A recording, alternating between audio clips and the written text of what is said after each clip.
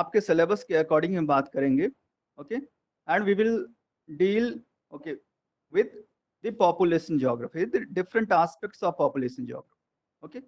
और जो आपके सिलेबस में है, जो इशूज जो है आपके, जो थीम्स पॉपुलेशन ज्योग्राफी से रिलेटेड जो आपको दिए गए हैं यहाँ, वो क्या है? About the concepts of, okay, population geography, then approaches and methodology of, okay, study of means population geography, and further जो आपके जो पॉपुलेशन ग्रोथ है, डिस्ट्रीब्यूशन है, डेंसिटी है, एंड पॉपुलेशन कंपोजिशन, ओके।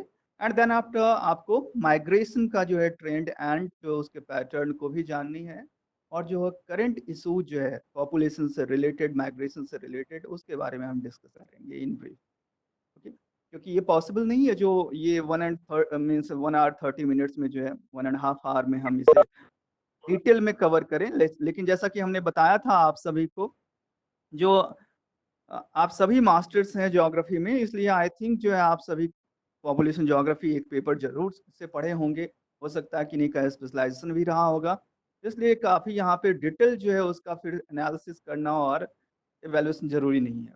हाँ, जरूर जो है हमने कहा था, जो रिसर्च में आपको कुछ डिफरेंट एंगल्स को ढूंढने होते हैं, ओके। और यहाँ भी आप पॉपुलेशन ज्योग्राफी के जो वो डिफरेंट एंगल से देखिए, एज बीइंग अ रिसर्चर आपको यहाँ पॉपुलेशन ज्योग्राफी को डील करनी है, और कैसे आप सभी अपने रिसर्च में जो आपके टॉपिक्स होंगे, उसमें अगर ह्यूमन ज्योग्राफी से रिलेटेड आपका होगा, अगर कोर फिजिकल ज्योग्राफी हुआ, तो फिर भले ही आपको यहाँ पॉपुलेशन से कोई जो है आपको मतलब ना हो, बट अगर आपका ह्यूमन ज्योग्राफी से कि किसी भी ब्रांच से अगर आपका टॉपिक जो है इकोनॉमिक ज्योग्राफी से, पॉलिटिकल ज्योग्राफी से, या फिर जो है आपका जो मीन्स अर्बन ज्योग्राफी से, रूरल ज्योग्राफी से, किसी से भी बिलोंग कर रहा है, तो फिर आपको पॉपुलेशन के जो है डिफरेंट डायनेमिक्स ऑफ पॉपुलेशन को जानना जरूरी है, ओके। पॉपुलेशन के नेचर को जानना जरूरी है, और you can correlate population and environment और नेचर, ये जानना जरूरी है। और वर्ल्ड वाइड आपको जो है एक पॉपुलेशन की जो है ब्रीफ जो है आपको पैटर्न जरूर से पता होनी चाहिए। तो चलिए हम एक एक करके बात करते हैं। First of all we will deal with the concept of population geography. तो देखिए, ज्योग्राफी का कॉन्सेप्ट आपको आई थिंक जो है क्लियर होगा आपके माइंड में, okay. What is geography? Geography क्या है? सिंपली जो है, वैसे तो अगर मैं, जहां तक मेरे पॉइंट ऑफ व्यू से देखा जाए, तो ज्योग्राफर्स खुद काफी कंफ्यूज्ड रहते हैं ज्योग्राफी को डिफाइन करने में, ठीक है। क्योंकि ज्योग्राफी का स्कोप इतना वास्ट कर दिया गया है, जो ज्योग्राफी को डिफाइन करना ही एक बहुत बड़ी चैलेंजिंग टास्क हो जाती है फॉर ज्योग्राफर्स। और इस वजह से आप पाओगे जो कई सारे डेफिनेशंस आपको ज्योग्राफी के मिलेंगे, कई सारे मीनिंग्स जो है ज्योग्राफी के मिलेंगे, और हर जो है ज्योग्राफी का मीनिंग अपने आप में एक अधूरी जो है मीनिंग और अधूरी डेफिनेशन होती है, ठीक है। कोई कंप्लीट डेफिनेशन ज्योग्राफी की जो है नहीं। कोई सिंपली कहता है geography, okay, deals with the study of earth surface in relation with man and nature, ठीक है। कोई कहता है geography study of special distribution of the phenomena of the earth surface. अब जब special distribution of the phenomena over the earth surface आता है, means special means what? यह स्पेशल आप ज्योग्राफी में बहुत ज्यादा टाइम फ्रीक्वेंटली ये टर्म यूज होता है, स्पेशल, ओके, स्पेशल डिस्ट्रीब्यूशन होता है ना।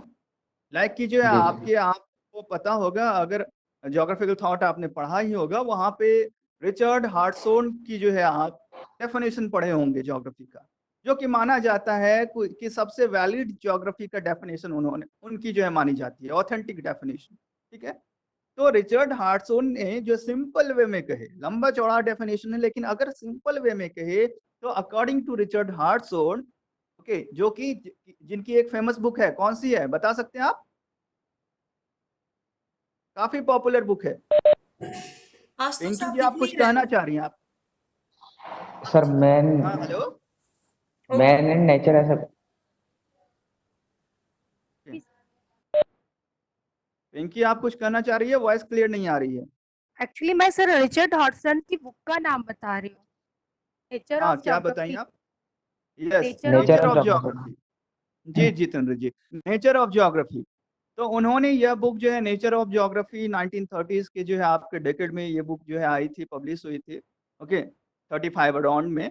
और फिर इसी को लेकर जब एक डिबेट हुआ था हार्टसोन वर्सेस शेफर का, विलियम शेफर वर्सेस हार्टसोन का एक डिबेट, काफी पॉपुलर डिबेट है ये, ठीक है। तो यह डिबेट जो है आपको पता होनी चाहिए जो किस चीज को लेकर था। मैं यहाँ पे डिटेल में नहीं जाऊंगा ज्योग्राफिक थॉट में, बट ये एक तरफ था। को लेके ज्योग्राफी के। हाँ पिंकी, जरा आप अपने माइक्रोफोन को जो है माइक को सही कीजिए। सर ज्योग्राफी के सब्जेक्ट मैटर को लेके इनके बीच में जी, डिबेट हुआ था। क्या कुछ बता सकती है आप, सब्जेक्ट मैटर क्या था डिबेट का? एक्चुअली सर रिचर्ड हॉटसन मतलब और सैफर का जो था, तो सर मतलब एक टाइम ऐसा आ गया था यूएसए में कि ज्योग्राफी का अस्तित्व ही खतरे में आ गया था, और यूएसए की बहुत सारी यूनिवर्सिटी थी जिन्होंने बोल दिया था कि ज्योग्राफी सब्जेक्ट ही नहीं है, इसको बंद कर देना चाहिए। तो वो उन्हीं का विवाद सर बढ़ते बढ़ते, तो फिर रिचर्ड हॉटसन ने इसको फिर से स्टार्ट करने का ट्राई किया था और बताया था कि कैसे हमें ज्योग्राफी को पढ़ना चाहिए और सिस्टमैटिक वे उसका क्या हो सकता है।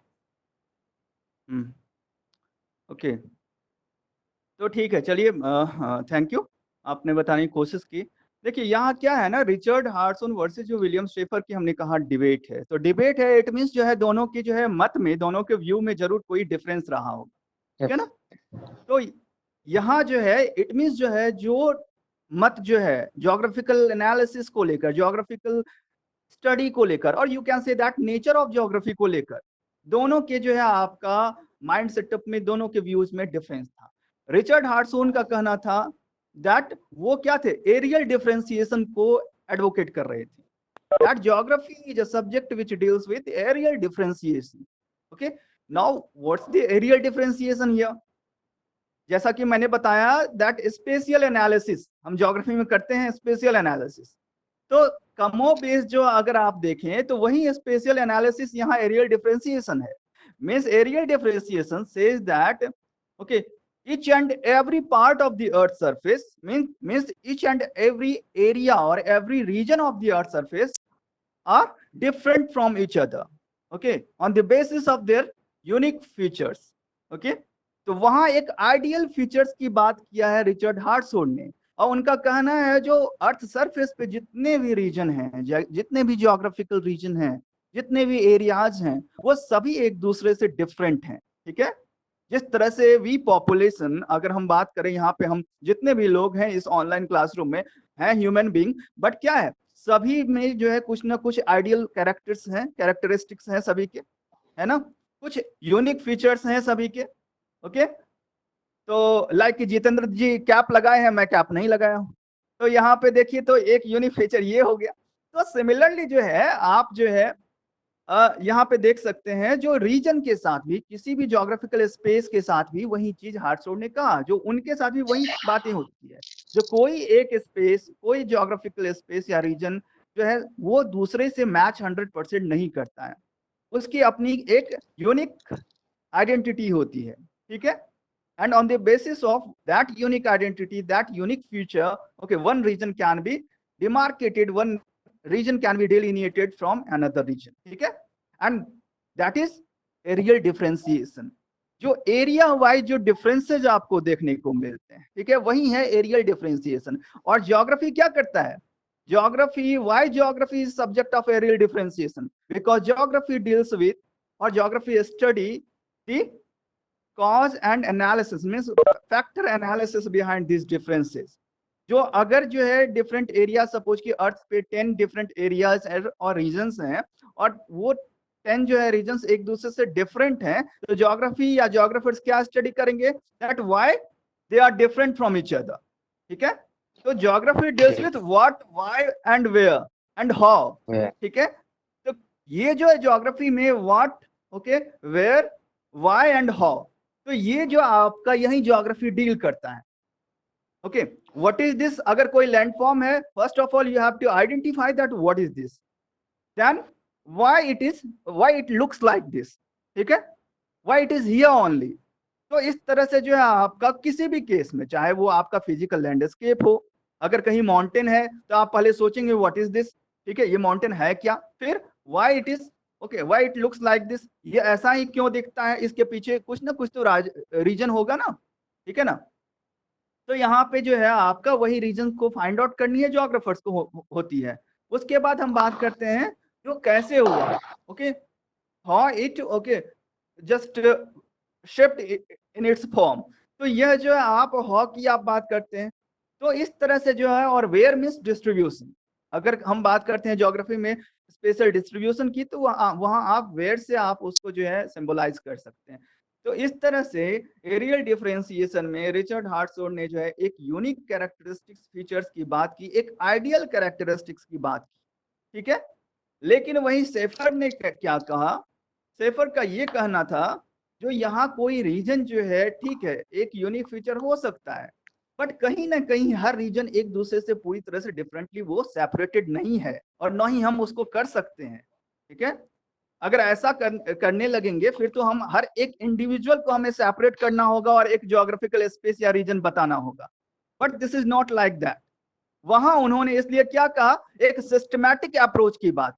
Okay, safer talks about a systematic approach, a normative approach. Means क्या है, एक जहां पे कि आप normative means what, why geography is also called normative science, क्योंकि यहाँ पे कई सारे आप जो देखते हैं जनरली, मान लीजिए जितने ज्योग्राफी की थियरीज आपने पढ़े होंगे, ठीक है, अभी जैसे कि आपसे के सिलेबस में सेंट्रल प्लेस थियरी है ना पढ़ने को अर्बन ज्योग्राफी में, ठीक है। Yes sir. अब ये सेंट्रल प्लेस थियरी हो या फिर एग्रीकल्चर लोकेशन थियरी वांथ्यूनन का हो, मोस्ट ऑफ थियरी ज्योग्राफी की क्या है, एजम्पशन बेस्ड है यस सर। जहाँ पे कि आप एजम्पशंस को, ठीक है, पहले पढ़ते हैं, फिर उनके बेसिस पे वो थियरी जो है आपको पढ़ना होता है। तो इसलिए ये जितने भी एजम्पशन बेस्ड थियरीज हैं ज्योग्राफी में, वो किस नेचर के थियरीज हैं, आपको एग्जामिनेशंस में भी पूछे जाते हैं और पूछे जा सकते हैं, फर्दर आपको आगे के भी करियर में ये पूछा जा सकता है। सपोज कि पूछ दिया जाए जो क्रिस्टलर का सेंट्रल प्लेस थियरी, ओके, किस अप्रोच से बिलोंग करता है, या जो है इसका अप्रोच क्या है, तो इसका मैं बता दूं, जो इसका अप्रोच क्या है, डिटर्मिनिस्टिक अप्रोच है ऑफ स्टडी, नॉर्मेटिव अप्रोच है, ठीक है। अब क्यों किसी को हम कहते हैं डिटर्मिनिस्टिक अप्रोच या फिर नॉर्मेटिव अप्रोच, क्यों नहीं इसको पॉसिबिलिस्टिक अप्रोच कहा गया, ऐसा इसलिए क्योंकि normative means what, it is just confined with in certain norms. तो जहां पे हम सर्टेन जो है नॉर्म्स, सर्टेन रेगुलेशंस, रूल्स में किसी चीज को बांध देते हैं और फिर वहां पे जो है वो उसी के अंदर कन्फाइंड हो जाएगा, आप उसके बियॉन्ड नहीं जा सकते हो, नहीं सोच सकते हो। लाइक कि जितने भी अगर क्रिस्टोलर ने अपनी एजम्पशंस दी, तो उनका क्या कहना था, जो अगर इस थियरी को आपको कहीं अप्लाई करनी हो या एप्लीकेबिलिटी को जाननी हो, then first of all these are the norms, these are the conditions, okay, which should be applied there। तो यानी कि ऐसा कंडीशन होगा तभी यह थियरी जो है वहां एप्लीकेबल होगा, लाइक कि यूनिफॉर्म स्पेस होगा, होनी चाहिए, ठीक है। सिमिलरली जो है आपका कॉम्प्लीमेंट, यस, ऐसा होता नहीं है। तो इसलिए मैंने कहा वहां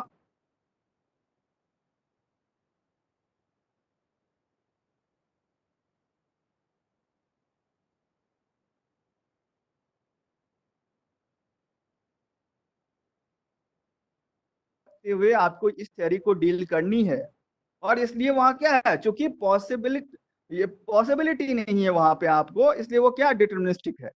क्योंकि डिटर्मिनिज्म में क्या कहते हैं, डिटर्मिनिस्टिक जब हम अप्रोच की बात करते हैं, लाइक कि यहाँ पे भी हम अप्रोच जब हम पॉपुलेशन ज्योग्राफी में पढ़ेंगे, वहां पे हम डिटर्मिनिज्म और पॉसिबिलिज्म, नियोटन, तीनों अप्रोच को हम एक बार जानेंगे। तो डिटर्मिनिज्म मींस व्हाट जो है आपका, वहां आप किसी एक चीज को लेकर आप उसी में फेथ रखते हैं और ऐसा मान लेते हैं जो यह जो प्रोसेस हो रहा है, यह जो ज्योग्राफिकल प्रोसेस ये जितने भी हो रहे हैं, वो कहीं ना कहीं किसी एक फैक्टर के कारण से हो रहा है।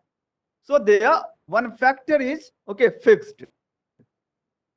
तो वो फैक्टर कुछ भी हो सकता है कि नहीं का ये मत हो जो ये सारी चीज गॉड के कारण हो रहा है, जो कि कौन सोचे थे ऐसा, इसको कहते हैं टेलियोलॉजिस्ट अप्रोच या टेलियोलॉजिकल अप्रोच, ठीक है। अब बताइए आप, ये अप्रोच किसने अपने रिसर्च में जो है, अपने वर्क्स में जो है फॉलो किया था इस अप्रोच को, ऑप्शन दे रहा हूं, यस, वेरी गुड, रिटर्न ने, कार्ल रिटर्न ने जो है इस टेलियोलॉजिकल अप्रोच को जो है फॉलो किया था, ठीक है। और ये क्या था, टेलियोलॉजिकल अप्रोच है क्या, इसको सिंपली हम कह सकते हैं ईश्वरवादी, ठीक है, अवधारणा, प्रकृति में सारी चीजें प्रकृति ने पर किसी न किसी कारण से या किसी न किसी उद्देश्य से बनाई है। यस, उद्देश्य परक जिसको हम कहते हैं, ठीक है जी, हाँ बिल्कुल। तो यह जो है टेलोलॉजिकल अप्रोच, जहां पे हम एक ईश्वर को मान लेते हैं सुप्रीम पावर, ठीक है, और ऐसा मान लेते हैं जो इसी गॉड ने, एक सुप्रीम पावर ने जो है इस अर्थ सरफेस को, इन प्लैनेट्स को जो है बनाया है किसी ना किसी पर्पस को फुलफिल करने के लिए। ओके, तो यहाँ क्या हुआ, फिर उनका जो स्कोप क्या हुआ, वो लिमिटेड हो गया, यानी कि वो एक जगह वन सेंट्रिक हो गए, दैट इज गॉड।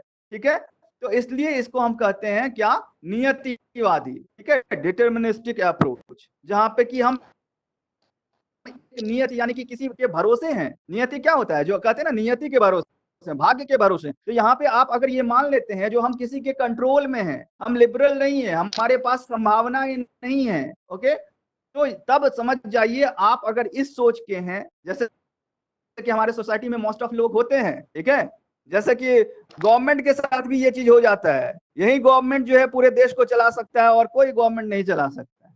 ठीक है, तो यह जो ये सारी, यह भी एक तरह का क्या है, डिटर्मिनिस्टिक अप्रोच है, जहां पे हम राम अपने मंदिर बनेगा तो भावनाओं को, बीजेपी पार्टी आएगी। हाँ बिल्कुल, तो ये इस तरह की सोचे जो हैं वो कहीं ना कहीं जो है हमारी सोच को, हमारी मेंटल एबिलिटी को एक जगह जाके वहां पे और कैप्चर कर देता, क्लोज कर देता है। तो यहाँ इसलिए जो है डिटर्मिनिस्टिक अप्रोच। अब देखिए, अब अगर मैं आपसे पूछूं, जो रैडजेल भी, अगर रैडजेल, हम्बोल्ट एंड रीटर, तीनों में आप देखिए, तीनों है क्या, डिटर्मिनिस्टिक अप्रोच फॉलो करने वाले। ठीक है, तीनों ने मिलकर डिटर्मिनिज्म को जो है डेवलप किया। लेकिन अब क्या आप बता सकते हैं रैडजेल के अप्रोच में और हम्बोल्ट या रीटर के अप्रोच में क्या डिफरेंस है? रीटर एंड रैडजेल, या फिर हम्बोल्ट और रैडजेल में बताइए क्या डिफरेंस? एरियल डिफरेंशिएशन और नहीं, यहाँ एरियल डिफरेंशिएशन नहीं आएगा, क्योंकि हम बात कर रहे हैं एरियल डिफरेंशिएशन तो आ जाता है 20th सेंचुरी में, 1930s में, जहां पे रिचर्ड हार्टसो ने, यानी कि मॉडर्न ज्योग्राफी का वो एक जो है हम कह सकते हैं मेडिएवल फेज है वो, और मॉडर्न ज्योग्राफी का इनिशियल फेज है हम्बोल्ट रीटर, ठीक है, एंड रैडजेल। तो इसलिए अगर हम बात करते हैं तो देखिए सिंपल सी बात है, तीनों में तीन डिफरेंस थे सर। क्या, ये तीनों में तीन डिफरेंस है, मेरे को याद नहीं आ रहा है एक्चुअली, पर तीन डिफरेंस है, विभिन्नता है। अच्छा ये चलिए कोई विविधता बात में नहीं। एकता, यूनिटी, विविधता में एकता, और हाँ कुछ तो भी है सर, तीन अलग अलग है। अच्छा ठीक है, चलिए thank you. So unity in diversity, जैसा कि आपने कहा, तो यह भी किनकी थी, लाइक अगर हम्बोल्ट की बात करें, ठीक है, तो हम्बोल्ट ने इस तरह की संकल्पना दिया था, जो अर्थ सरफेस पे अगर देखें तो पूरा ग्लोबल मीन्स, अगर आप ग्लोब को देखें तो क्या है, वर्ल्ड वाइड जो है यहाँ पे पूरे अर्थ सरफेस पे जो सभी अपने अपने में जो है सभी के कैरेक्टरिस्टिक्स जो है, इकोलॉजी, इकोसिस्टम डिफरेंट है। ठीक है, बट देयर आफ्टर वो कहीं ना कहीं किसी न किसी प्रकार से एक दूसरे से कनेक्टेड हैं, एक दूसरे के ऊपर डिपेंडेंट हैं। Okay, and that is called, ठीक है, टेरेस्ट्रियल यूनिटी, और उसी को हम कहते हैं यूनिटी, ओके, इन डाइवर्सिटी। तो यह जो है, इसको एग्जैक्ट जो टर्म है उसका जो हम बोलते हैं टेरेस्ट्रियल यूनिटी। ठीक है, और इस टेरेस्ट्रियल यूनिटी में हम्बोल्ट एंड रीटर दोनों उसके जो है बिलीवर हैं, दोनों बिलीव रखते हैं। तो यहाँ अप्रोच की बात, क्या अप्रोच डिफरेंस है, हम्बोल्ट पूरी तरह से साइंटिफिक थे, ठीक है, पूरी तरह से वो सिस्टमैटिक अप्रोच को फॉलो करते थे, बट रीटर क्या था, पूरी तरह से गॉड में बिलीव रखते थे। ओके, लेकिन दोनों थे नियतिवादी, एक भगवान में विश्वास रखते थे और हम्बोल्ट नेचर में विश्वास रखते थे। ठीक है, वही हम रैडजेल की बात करें तो रैडजेल क्या है, अगर आपसे पूछा जाए determinism and environmental determinism are both the same और different. Determinism and environmental determinism means नियतिवाद, और जो है क्या कहते हैं उसको, प्राकृतिक नियतिवाद। ठीक है, हाँ वो पर्यावरण नियतिवाद, ओके, प्राकृतिक। एनवायरमेंटल। हाँ, तो दोनों में कुछ डिफरेंस है या दोनों नो सेम है? सर, नो सर, सेम है, नवनियतिवाद सेम है। पर्यावरण वो नहीं, नवनियतिवाद पे अभी नहीं जा रहे हैं हम।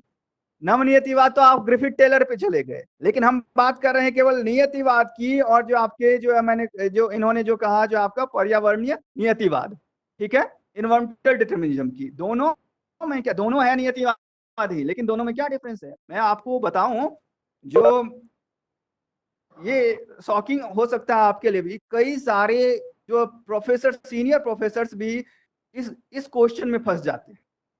वो थ्रू आउट लाइफ यही पढ़ाते आ रहे हैं that both are the same. अगर दोनों सेम है तो हम क्यों कहते हैं founder of determinism okay is considered Humboldt और Ritter, and founder of environmental determinism okay is who? Ratzel. ठीक है, तो यहाँ फिर क्यों डिफरेंस है? डिफरेंस यहाँ ये है सर क्योंकि हम रैटजेल ने सर क्योंकि रैटजेल ने हाँ यस सर रैटजेल ने क्या किया yes, था सर, वर्ल्ड की बहुत सारी ट्राइब्स की स्टडी की और वो कैसे अपने पर्यावरण में रह के संघर्ष करती सर। एक्चुअली उन्होंने देखा था कि यहाँ पे पर्यावरण के साथ प्रकृति का क्या संबंध है और कैसे सर प्रकृति में कि अपने जिस मनुष्य रह रहा है, चाहे वो रेड इंडियंस हो सर या फिग्मा या कोई जनजाति ऐसे अपने पर्यावरण के साथ अपना अडेप्टेशन कर रही है और पर्यावरण कैसे उनके ऊपर कंट्रोल करता है, मे बी सर। अब बिल्कुल चलिए सही है आपका एक तरह से, लेकिन मैं यहाँ आपको बता दूं जो सेम अप्रोच के साथ हम्बोल्ट भी स्टडी किए। हम्बोल्ट ने भी बहुत सारी चीजों को, बहुत सारे ट्राइबल कम्युनिटीज का स्टडी किया। उन्होंने भी फर्स्ट टाइम जो है रिवर नाइल के जो है आपका ये इंटीरियर पार्ट में जाके कॉन्गो बेसिन तक में जाके उन्होंने जो है वहां के जो है अफ्रीकन ट्राइब्स वगैरह की स्टडी की। ओके, तो और सिमिलरली जो है हम्बोल्ट लैटिन अमेरिका भी गए, ठीक है, वहां भी जो है उन्होंने ट्राइबल कम्युनिटीज का स्टडी किया। तो इसलिए जो है उनको जो है वो पूरी तरह से सिस्टमैटिक एंड साइंटिफिक जो है और एक अच्छे ट्रैवलर थे हम्बोल्ट। वहीं रीटर क्या थे? आर्म चेयर ज्योग्राफर कहलाते हैं, पता ही है आप सभी को। ठीक है, क्यों? क्योंकि वो वहीं ज्यादा बिलीव रखते थे घर में बैठ के कॉपी पेस्ट करने में, आज के रिसर्चर्स की तरह। ठीक है, तो इस वजह से जो है आज हमारे यहाँ इसलिए आर्म चेयर जो है रिसर्चर्स की, ज्योग्राफर्स की बहुत भरमार पड़ी हुई है। ठीक है, हाँ बिल्कुल। तो अब जो है देखिए जो दोनों में क्या है ना, यहाँ पे देखिए एक सिंपल वे में मैं बता रहा हूँ। डिटर्मिनिस्टिक अप्रोच वाले जो स्कॉलर होते हैं वो कैसे डिफरेंट होते हैं इन्वायरमेंटल डिटर्मिनिस्टिक से। इन डिटर्मिनिज्म से that any factor okay any factor responsible for okay the functioning or organization of a body, okay, any single factor, it may be god, it may be anything else, it may be Narendra Modi. ठीक है, तो उस case में जो है अगर इस तरह के फेथ कोई रख रहे हैं तो फिर वो डिटर्मिनिस्टिक होंगे। ओके, यानी कि कहने का मतलब है that are all activities okay are being controlled by any single factor और supreme power, and that can be anything. वो आपके ऊपर डिपेंड करता है। आप सोच ले, अगर मत ये है जो नहीं गॉड ही सब चीज हर चीज को नियंत्रित कर रहा है तो वह भी एक तरह से डिटर्मिनिज्म है। ठीक है, एक हार्डकोर डिटर्मिनिज्म है। अगर आप कह रहे हैं नहीं आपका जो सुप्रीम पावर, आप किसी को भी एक गॉड बना लीजिए, ठीक है, जैसा कि लोगों ने टाइम के रहते बनाया, अपना अपना एक गॉड बनाया। और उनका लाइक कि आप जब डार्क एज पढ़ते होंगे तो उसमें आप पाए होंगे जो TO मैप, तो ज्योग्राफी पे इन्फ्लुएंस कैसा रहा डार्क एज का यूरोप में, जो आपका ठीक है था शेप में जो है वर्ल्ड मैप को क्यों दिखा? क्योंकि जाहिर सी बात है एक पर्टिकुलर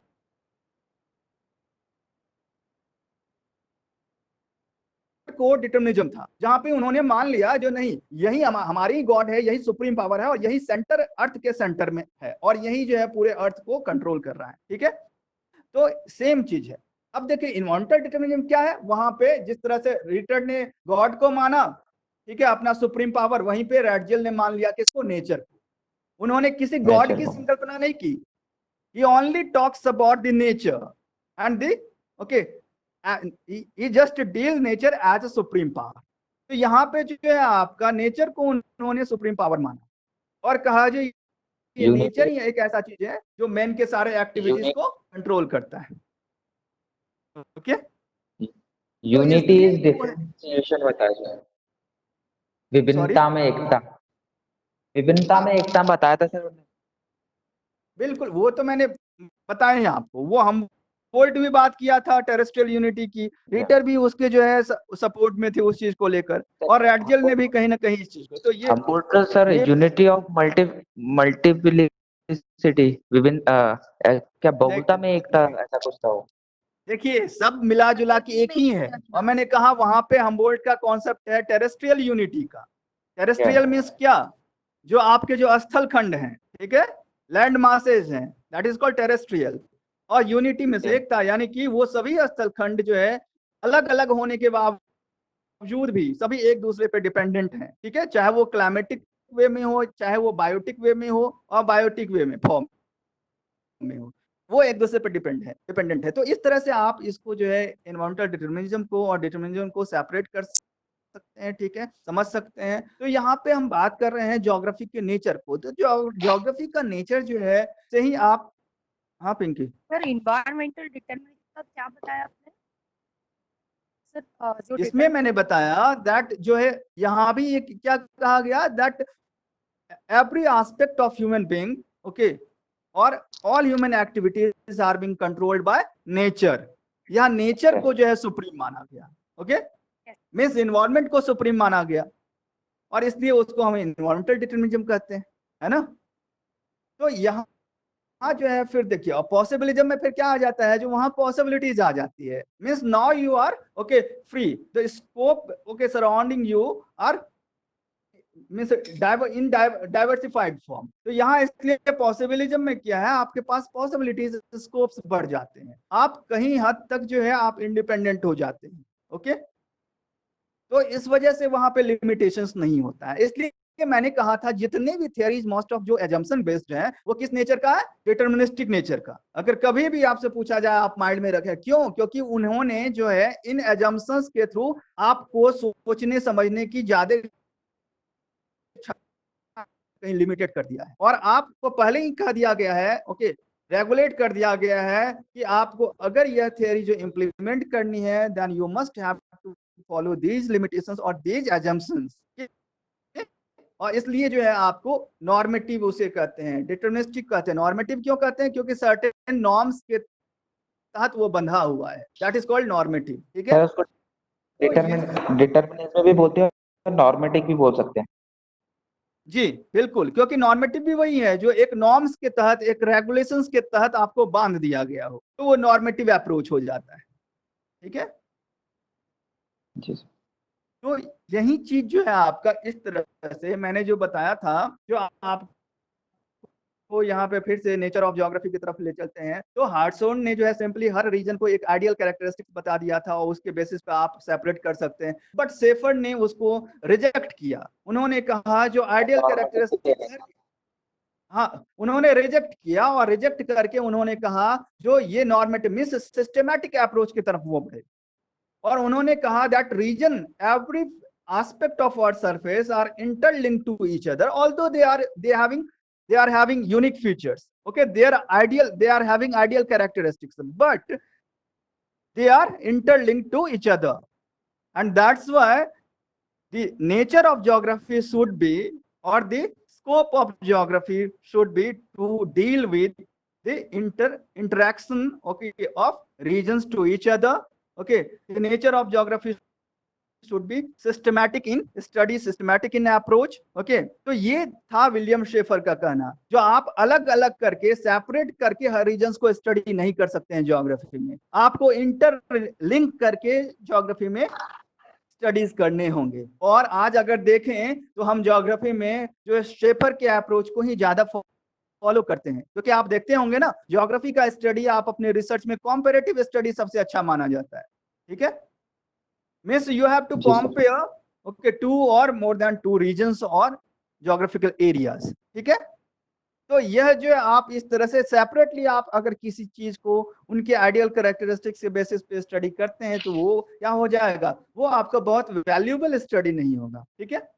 इसलिए जब आप जो है कॉम्पिटिटिव स्टडी करते हैं वो ज्यादा वैलिड होता है, क्योंकि फिर आप जो है एक रीजन की तुलना में दूसरे रीजन को इवैल्यूएट कर सकते हैं, एसेस कर सकते हैं, ठीक है, जो उनकी जो है पोटेंशियलिटी क्या है, उनका लेवल ऑफ डेवलपमेंट क्या है, और फिर अगर कोई डेवलप्ड रीजन है, ठीक है, जहां पे कि जो है आपके रिसोर्सेज का बहुत होलिस्टिक अप्रोच के साथ डेवलपमेंट हो रहा है, तो फिर वही आप मॉडल दूसरे जगहों के दूसरे जो आपके रीजन उनके डेवलपमेंट में आप कहीं ना कहीं इम्प्लीमेंट कर सकते हैं। तो इस वजह से जो है आपका स्पेशल इंटरेक्शन जो है आपका की बात की जो आपका शेफर ने, ठीक है, और यहाँ के बाद, और इसलिए इसके बाद शेफर के इस डिबेट के बाद फिर से जो है हार्टसॉन को अपने नेचर ऑफ ज्योग्राफी में कुछ मॉडिफिकेशन करना पड़ा, और सेकंड उनकी जो वॉल्यूम आई वो क्या थी, पर्सपेक्टिव नेचर ऑफ ज्योग्राफी, ठीक है। तो यस, तो ये जो आपके दो इंपॉर्टेंट जो आपके हार्टसॉन की बुक थी, और जिससे कि नेचर ऑफ ज्योग्राफी काफी हद तक जो है आपको पता चल जाएगा क्या है। तो यहाँ जो है इस तरह से जो similarly in same way you can और just define population geography as well, ठीक है। जो कॉन्सेप्ट ऑफ पॉपुलेशन ज्योग्राफी की जो हम बात किया, क्योंकि जब ज्योग्राफी को आपने डिफाइन कर लिया, that suppose geography is the subject और discipline which deals with the study of man environment relationships over the earth surface and their spatial distribution, ठीक है।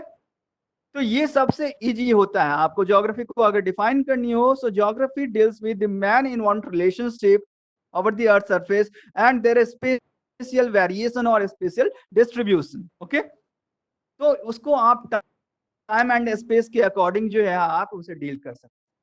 तो सेम वे में आपको पॉपुलेशन ज्योग्राफी को डिफाइन करनी है, वो क्या है, यहाँ पे आप बस पॉपुलेशन को जो है कोर में रखेंगे ज्योग्राफी के day means population geography is a branch of human geography और geography which deals with the study of man environment relationship over the earth's surface, okay, and different aspects, different facets of population, okay, means like the growth of population, density of population, distribution of population over the earth's surface, okay, the population and resource relationship means population and environment relationship, ठीक है, different economic activities of population और different occupations of population, तो जितने भी और जो आपके जो dynamics of population है particularly, okay, when we say dynamics of population, तो यहाँ dynamics of population क्या क्या हो जाते हैं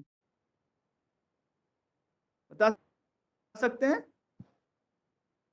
देखिए, there are three dynamics of population, इसको आप माइंड में रखिएगा, अगर आपसे कहीं भी पूछा जा सकता है ये डायनेमिक्स ऑफ पॉपुलेशन क्या है। डायनेमिक्स क्या होता है, गतिशीलता, ठीक है। तो जनसंख्या की गतिशीलता का अर्थ तात्पर्य क्या है, डायनेमिक्स ऑफ पॉपुलेशन मींस इसमें वो इंपॉर्टेंट थ्री वेरिएबल्स आ जाएंगे जो कि पॉपुलेशन के ये जो मोबिलिटी है पॉपुलेशन की, वेरिएंस है, वेरिएबिलिटी है पॉपुलेशन की, उसे वो कंट्रोल करता है। वो क्या क्या है, birth rate, death rate and migration, okay, migration. कहीं के भी पॉपुलेशन को आप देखिए, यही तीन चीज इफेक्ट करता है, मींस उसकी गतिशीलता का मतलब है मोबिलिटी, मींस उसकी जो है आपकी वेरिएबिलिटी, पॉपुलेशन कैसे वेरी करता है स्पेस एंड टाइम के अकॉर्डिंग, ठीक है, या तो वो स्पेस के अकॉर्डिंग वेरी करेगा, नहीं तो टाइम के अकॉर्डिंग वेरी करेगा।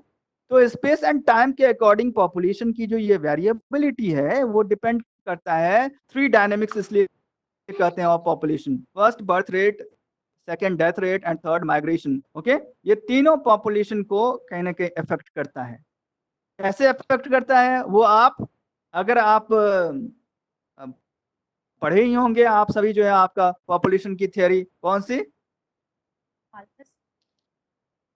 माल्थस के अलावे जो सबसे इंपॉर्टेंट एक तरह से डेमोग्राफिक ट्रांजिशन थ्योरी आपने पढ़ा होगा, Thompson and Notestein, yes, demographic transition theory. तो उसमें आप देखें, जब वो थ्योरी आप पढ़े होंगे तो आप उसमें क्या देखते हैं, तो पूरी की पूरी थ्योरी जो है वो जो आपका birth rate and death rate of population पे कहीं ना कहीं बेस्ड है ना, कहीं ना कहीं तो कंप्लीटली उसी पे बेस्ड है। हाँ बिल्कुल, तो इसलिए जो है आपका वहां पे आप देखिए जो जितने जो आपके 4-5 स्टेजेस हैं, वैसे तो ओरिजिनली जो है वहाँ 3 स्टेजेस ही दी गई थी थॉमसन एंड नोटेस्टिन के अकॉर्डिंग, हाँ बिल्कुल। बाद में फिर जो है आपके मींस लाइक कि सेक्स ने उन्होंने 4 स्टेज में जो है आपका उसे जो है फर्दर जो है उन्होंने एडवांस किया, और फिर लास्ट में जो है आपका 5 स्टेज में उसको की गई, जो कि आपका एक negative population growth stage, okay. यहाँ जो है आप देखते हैं जो पूरी तरह से ये कंट्रोल्ड है किससे, आपका डेथ रेट बर्थ रेट से। अगर डेथ रेट हाई है, बर्थ रेट हाई है, ठीक है, तो दोनों केस में क्या होगा, पॉपुलेशन ग्रोथ आपका बिल्कुल ही क्या होगा, स्टैग्नेंट होगा, स्थिर होगा, ओके। क्योंकि दोनों जितने लोग सपोज कि जिंदा हो रहे हैं उतने ही लोग मर जा रहे हैं, तो पॉपुलेशन ग्रोथ कहाँ से होगा, है ना। जी तो इसलिए जो है वहां पे स्टैटिक है, स्थिर है जनसंख्या। लेकिन जैसे जैसे फिर क्या होता है, हाँ डेवलपमेंट होता है, तो डेवलपमेंट का फर्स्ट स्टेज जो है वो पॉपुलेशन कंट्रोल नहीं होता है, बल्कि वो मृत्यु दर को रोकना चाहेगा। कोई भी कंट्री, जन्म तो चलिए बाद में देखा जाएगा, लेकिन पहले जो लोग मर रहे हैं उसको तो रोकें। तो डेवलपमेंट इसलिए सबसे पहले फोकस करता है आपके डेथ रेट को कंट्रोल करने में, और वही हुआ world wide. Yes, health services को इम्प्रूव किया गया। ओके, आपकी डेथ के जो अदर जो आपके रीजन से, लाइक की जो अगर इंडिया में ही बात करें तो आप देखिए 1911 से 21 के बीच में क्या रहा है, नेगेटिव ग्रोथ का फेज रहा है ना। जी सर। तो वो क्यों रहा है, तब डेवलप नहीं था ना, डेवलप नहीं था। डेवलप तो 1901 से 11 के बीच में भी डेवलप नहीं था, बट वहां पॉजिटिव ग्रोथ रहा है, लेकिन नेगेटिव ग्रोथ रहा है सेकेंड डेकेड में। क्यों रहा है, तो क्यों रहा है, इसलिए क्योंकि वहां पे आपको कई सारे रीजंस हैं। एक तो हेल्थ सर्विसेज पुअर थी, तो जो नेचुरल डेथ्स हो रहे थे वो तो कंटिन्यू ही रहा। इसके अलावे फ्री जो है आपका सीवर जो है आपके ड्रॉट कंडीशंस आए कंसेक्यूटिव ईयर्स में, लाइक 1912 में, 13 में एंड 14 में। ये 3 इयर्स जो रहा इंडिया में, जो आप देखें तो मास स्केल पे major parts of India were suffering from drought prone. Okay, तो ये जो आपका सूखाग्रस्त होने की वजह से मानसून जो है पूरी तरह से, इसलिए तो कहा, यस, इसलिए तो कहा जाता था मानसून क्या है इंडियन एग्रीकल्चर के लिए, वो क्या है, जुआ है। ठीक है, जुआ, हाँ, गैम्बल। तो इस वजह से जो है हम उसको जो है हम देखते हैं क्यों, तो उस टाइम में जो है हमारी एग्रीकल्चर सिस्टम जो है पूरी तरह से मानसून पर डिपेंडेंट थी। ठीक है, वो तो आपके जितने भी जो है ये इरिगेशन प्रोजेक्ट्स वगैरह आए, ठीक है, मेगा प्रोजेक्ट्स वगैरह जितने भी आए आपके मल्टीपर्पज रिवर वैली प्रोजेक्ट्स, वो क्या आए हैं आप देख लीजिए। आपका जो है मीन्स 1955 से वो लगभग स्टार्ट हो रही है, या 1944 से, ठीक है, उसी प्रोजेक्ट के थ्रू, यानी कि आफ्टर इंडिपेंडेंस उस पर फोकस किया गया। जवाहरलाल नेहरू ने जो है आपके फर्स्ट टाइम जो उनका कहीं ना कहीं जो है मल्टी रिवर वैली प्रोजेक्ट्स को लेकर काफी वो जो है आपके पहले तो फोकस्ड थे, और उन्होंने जो है टेनेसी रिवर वैली प्रोजेक्ट को इंडिया में जो है उसको इम्प्लीमेंट करवाया भी। ठीक है, किस रिवर बेसिन में, टेनेसी रिवर वैली का मॉडल कौन सा है इंडिया में, दामोदर किस river valley project, yes, Damodar valley, DMC. ठीक है, तो टेनेसी जो है, टेनेसी कहाँ की रिवर है, यूएसए की। गुड। तो टेनेसी जो है आपकी टेनेसी रिवर वैली प्रोजेक्ट को ही जो है यहाँ इंडिया में जो है दामोदर रिवर वैली के साथ उसको जो है वहां इंप्लीमेंट किया गया। बट मैं आपको बता दूं, जहां एक तरफ अमेरिका का टेनेसी रिवर वैली प्रोजेक्ट जो है वर्ल्ड का वन ऑफ द सक्सेसफुल जो है आपका प्रोजेक्ट्स में से एक है, वहीं इंडिया का डीएमसी वर्ल्ड का वन ऑफ द फेल्योर जो है प्रोजेक्ट्स में से एक है। यही डिफरेंस है दोनों में। ठीक है, तो इससे क्या पता चलती है, इससे ये पता चलती है जो प्रोजेक्ट में कोई जो है कमी नहीं थी, ठीक है, विजन में कोई कमी नहीं था, कमी कहाँ था, इम्प्लीमेंटेशन में, ठीक है, एग्जीक्यूशन में। तो इस वजह से जो है, जो कि इंडिया की एक रूट प्रॉब्लम रही है, और वो हेरिडिटी में इंडिया को मिलती चली जा रही है। ठीक है, after 75 nearly about 75 years of independence भी जो है आज भी हमारी प्रॉब्लम जो है इम्प्लीमेंटेशन की वो बनी हुई है एज इट इज। ठीक है, तो इस वजह से जो है आपका जो यहाँ पे जो मैं बता रहा था, जो इन सारे चीजों को अगर आप देखें तो पॉपुलेशन जो है, मैंने कहा था जो उस टाइम में जो सेकंड डेकेड में जो अगर हम बात करते हैं डेमोग्राफिक ट्रांजिशन का 1911 टू 21, तो वहां पे इन ड्रॉट कंडीशंस ये काफी बड़ा एक फैक्टर रहा था, जो कि मास स्केल पे जो है यहाँ पे जो एक डेथ्स हुए थे इंडिया में। इसके अलावा देखिए बहुत तरह के जो है पैंडेमिक्स, आज जो ये कोरोना है, इससे भी बुरी बुरी जो है आपके पैंडेमिक्स जो है आपके एपिडेमिक्स आए हैं वर्ल्ड में, आपको पता ही होगा। सर क्या फर्स्ट वर्ल्ड वार में भी बहुत सारे लोगों को एज अ आर्मी भेजा गया था सर, उससे भी बहुत सारा डेथ हुआ था, और इसलिए डेफिनेटली मैं थर्ड पॉइंट उधर ही बढ़ता। अच्छा हुआ आपने जो है पहले ही आप बढ़ गए। तो ये जो वर्ल्ड वार जो है, यह भी एक बहुत जो है सिग्निफिकेंट फैक्टर है पॉपुलेशन की जो है नेगेटिव ग्रोथ का इस डेकेड में। ठीक है, तो क्योंकि फर्स्ट वर्ल्ड वार में जो है बहुत सारे इंडियन सोल्जर्स जो है भेजे गए थे। ठीक है, ऑन बिहाफ ऑफ मैंने ब्रिटिशर्स के बिहाफ में लड़ने के लिए, क्योंकि कंडीशन यही रखी गई थी, कुछ ना कुछ प्रलोभन दिया गया था, आप हमारे तरफ से फाइट करो तो हम जो है आपको आजादी दे देंगे, लेकिन जो कि हुआ नहीं। ठीक है, और वो तो इसी के बाद इसलिए गांधी जी को आंदोलन करना पड़ा। एजेंडा। यस, एजेंडा था। तो इस तरह से आप देखें तो ये सारे रीजंस ऐसे थे, कारण ऐसे थे जो कि इस वजह से जो है इंडिया का जो है नेगेटिव ग्रोथ रहा। इसी दौरान आपको पता ही होगा जो इस दौरान जो है आपका इन्फ्लुएंजा 1918 में इन्फ्लुएंजा जो है वर्ल्ड वाइड जो आपका 3 to 4 करोड़ ऑफ पॉपुलेशन यानी कि डेथ्स हुए थे इससे। अभी तो कोरोना में आप कुछ लाख ही देख रहे हैं, लेकिन वो इन्फ्लुएंजा जो है वो आपका सोच सकते हैं 3 से 4-5 करोड़ लोगों की मौत हुई थी, और उस टाइम में तो पॉपुलेशन भी इतना अधिक नहीं था। पॉपुलेशन भी ज्यादा नहीं था। Yes, that's why. तो समझ सकते हैं जो आप क्या कंडीशन हुई होगी। तो ये सारी जो बातें हैं जो इस वजह से इंडिया की वो क्या रहा है, नेगेटिव ग्रोथ जो है रेट का फेज रहा है, एंड दैट्स व्हाई 1921 जो है आपका 100 साल पीछे चले जाइए, 1921 वो क्या था इंडिया के लिए, क्या था, उसको क्या कहते हैं, डेमोग्राफिक डिवाइड। ठीक है, कहते हैं ना, तो डेमोग्राफिक डिवाइड कर, यस। और वो इसलिए क्योंकि वो फर्स्ट यानी कि पूरे डेमोग्राफिक हिस्ट्री में, इंडिया के पूरे डेमोग्राफिक ट्रांजिशन हिस्ट्री में फर्स्ट एक ऐसा फेज रहा जहां नेगेटिव ग्रोथ। यस, अब मुझे तो लग रहा है अगर यही कंडीशन बनी रही कोरोना की तो 100 साल के बाद फिर वही केस रिपीट ना हो जाए वर्ल्ड वाइड।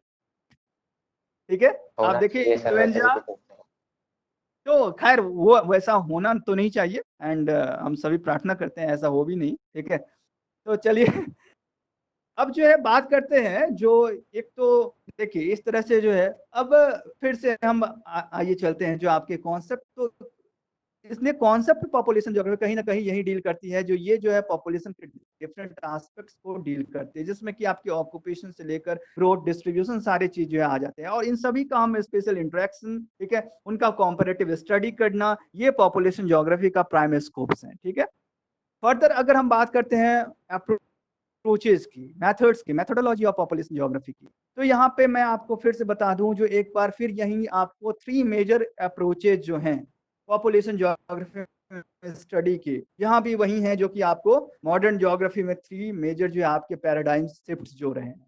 ठीक है, वो क्या, determinism means deterministic approach, possibilistic approach and neo deterministic approach. यही अप्रोच जो है पॉपुलेशन ज्योग्राफी की भी 3 मेजर जो है अप्रोचेज मानी जाती है। ठीक है, जिसमें कि आप एक अप्रोच के तहत नेचर को जो है आपको पूरी तरह से जो है आपको प्राइवेसी देते हैं, उसे नेचर को सुप्रीम मान लेते हैं, और ऐसा मान लेते हैं that nature okay control okay are all activities okay, and that's why जो है हम उसके सामने कहीं ना कहीं जो है हम एज ए सर्वेंट जो है ह्यूमन बीइंग को जो है वो रखा गया है, ट्रीट करवाए जाते हैं, और नेचर जो है एज एन ऑनर की तरह ट्रीट किया गया है डिटर्मिनिस्टिक अप्रोच में।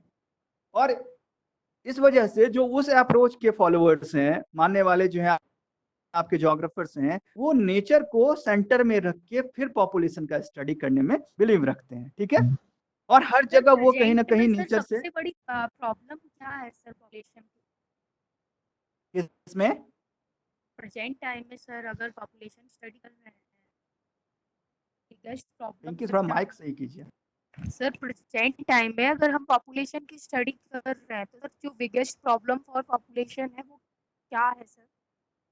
वो biggest means problem of population क्या है, ये पूछिए। मैं कुछ इस फील्ड में टॉपिक सेलेक्ट करती हूँ, तो सर मुझे कहाँ से स्टडी शुरू करनी चाहिए और मैं कैसे प्रॉब्लम तक पहुँच सकती हूँ? ओके, मीन्स आप एज ए रिसर्चर अगर पॉपुलेशन जो है आपका प्रॉब्लम पे आपको काम करना है, ओके, तो आप कहना ये चाह रही हैं जो आप कैसे फिर मतलब कि करेंगी, उसे कंडक्ट कैसे करेंगी? सर इस सेंचुरी या इस टाइम की सर जो बहुत बड़ी प्रॉब्लम है पॉपुलेशन को लेके, पॉपुलेशन। देखिए अभी तो सबसे जो मेगा चैलेंज हम कहेंगे, जो सबसे बड़ी आगे है क्या, लाइक ये एज बीइंग जो मींस सपोज कि स्टूडेंट ऑफ पॉपुलेशन ज्योग्राफी, और अगर आप रिसर्चर हैं पॉपुलेशन ह्यूमन ज्योग्राफी में आप काम कर रहे हैं, और स्पेशली पॉपुलेशन एक वेरिएबल है आपका, तो यहाँ जो सबसे बड़ी बात तो ये है जो आपको पहले ये डिसाइड करना होगा, जो अपने रिसर्च में मैंने पहले भी कहा था, आप अपने रिसर्च को जो एक जगह जो कहीं ना कहीं जो किसी एक कोर पे ले जाइए, उसकी एक कोर को, न्यूक्लियस को आइडेंटिफाई कीजिए, ठीक है, ताकि आपकी रिसर्च उसके इर्द गिर्द बना रहे। अदरवाइज क्या होता है, जो हम अगर जो हमारी ऑब्जेक्टिव्स जो है, हमारी लिमिटेशंस पता नहीं होती है, तो हम 8 साल में भी आपका रिसर्च कंप्लीट नहीं हो पाएगा, आप कंफ्यूज रहोगे at every level, every step आप कंफ्यूज रहोगे, जो अब मुझे क्या करना चाहिए, क्या करना है। तो इसलिए सबसे पहले तो आप अपनी ऑब्जेक्टिव्स को फिक्स कर लीजिए। सपोज कि यहाँ आप कर रहे हैं पॉपुलेशन, पॉपुलेशन से रिलेटेड बहुत सारे प्रॉब्लम्स हैं, बहुत सारे एस्पेक्ट्स हैं, इशूज हैं जो कि बर्निंग इशूज हैं पॉपुलेशन को लेकर, और वो बने ही रहेंगे। तो first of all you have to just decide that whether you are going to deal with rural population और अर्बन पॉपुलेशन, क्योंकि दोनों के नेचर में काफी असमानताएं हैं, ठीक है। दोनों पे आप जब रिसर्च करने जाओगे तो बहुत सारी चीजों को आपको चेंज करने होंगे। ऐसा नहीं है जो आप एक जो है मेथोडोलॉजी, एक अप्रोच जो है अर्बन पॉपुलेशन के स्टडी में के लिए आप अडॉप्ट कर रही हो, वही अप्रोच आप रूरल पॉपुलेशन की भी स्टडी में करो, ठीक है। बहुत का गैप हो जाता है, डिफरेंसेज हो जाते हैं। तो इसलिए सबसे पहले तो आपको ये डिसाइड करना होगा, किसी के लिए भी अगर कोई भी रिसर्च कर रहे हैं तो सबसे पहले तो आप ये डिसाइड कर लीजिए मेरा एरिया क्या है, अर्बन पॉपुलेशन और रूरल पॉपुलेशन, ठीक है। अब देखिए, अगर अर्बन पॉपुलेशन पे आप कर रहे हैं रिसर्च, तो जाहिर सी बात है वहां पे फिर कई सारे सेक्टर्स आ सकते हैं, जो कि सबसे इमर्जिंग और सबसे रैपिडली ग्रोइंग जो लास्ट अगर हम बात करें 30-40 ईयर्स में रहा है, वो रहा है स्लम, ठीक है। तो स्लम जो है आपका, स्टडी ऑफ स्लम ड्वेलर्स, ये सबसे जो है आपका रैपिडली ग्रोइंग जो सेक्टर रहा है, स्कोप रहा है जोग्राफर्स के लिए। क्योंकि अर्बन पॉपुलेशन की जब हम बात करते हैं, अर्बनाइजेशन की बात करते हैं, तो अर्बनाइजेशन का एक बहुत ही इंटीग्रल कंपोनेंट भी और बहुत बड़ा एक प्रॉब्लम भी है स्लम, ठीक है। इसलिए हम जो है अगर स्लम को कहीं ना कहीं वेल प्लान आपका वे में प्लान कर लें, उसे मैनेज कर सके, उसके रिसोर्सेज को हम यूटिलाइज कर लें, तो फिर वही स्लम जो है अर्बन सिस्टम के लिए बहुत ही हेल्पफुल हो सकता है, ठीक है, एक रिसोर्स हो सकता है। अदरवाइज अगर आप उसका ऑप्टिमम यूटिलाइजेशन नहीं कर पाए, उसका जो है होलिस्टिक डेवलपमेंट नहीं हो सका, तो वही आपके अर्बन सेंटर के लिए एक प्रॉब्लम भी हो जाती, ठीक है, जो अमूमन है प्रॉब्लम ही है, ठीक है।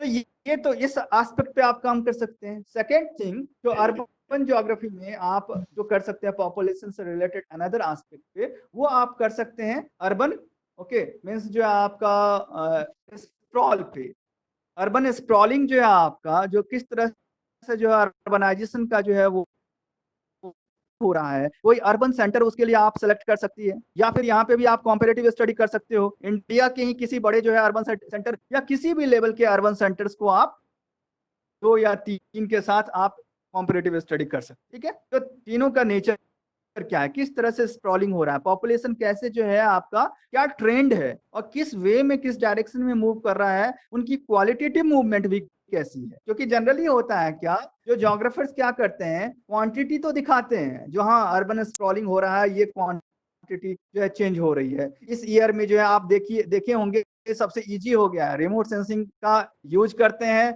गूगल मैप को क्रॉप कर लेते हैं, उसमें दिखा देते हैं 1901 में या फिर 50 में ऐसा था डिस्ट्रीब्यूशन सेटलमेंट पैटर्न, अब देखिए ऐसा हो गया है। ये रिप्रेजेंट कर रहा है जो इस दौरान लास्ट 50 ईयर्स में बहुत अर्बनाइजेशन हो गया है, यही हो गया रिसर्च। अरे भाई, ये तो कोई भी बता सकता है, एक 10th और 12th स्टैंडर्ड का बच्चा भी देख के बता देगा, दोनों आप इमेज रखिए उसके सामने और बता देगा जो हाँ कहाँ सेटलमेंट का ग्रोथ हुआ है, किस रीजन में, किस डायरेक्शन में, और लैंड यूज पैटर्न में क्या क्या चेंजेस आए हैं, ये तो कोई भी बता देगा। लेकिन जो है यहाँ पे हम इसलिए कहते हैं बार बार आप उसके डेप्थ में जाइए, ठीक है। आप वहां पे ये देखिए, जो केवल क्वांटिटेटिव चेंज मत देखिए, क्वालिटेटिव चेंज अर्बन पॉपुलेशन की कितनी हुई है। और जब आप ये मेजर करेंगे तो इंडिया में आप पाएंगे जो ये भी काफी जो है आपका कहीं ना कहीं कंडीशन जो है काफी वर्स है, ठीक है। अदर जो है डेवलप्ड नेशन की तुलना इंडिया में अर्बनाइजेशन तो हो रहा है, बट रिमेंबर इट कि अर्बनाइजेशन क्वांटिटेटिव फॉर्म में हो रहा है, क्वालिटेटिव फॉर्म में नहीं हो रहा है, ओके।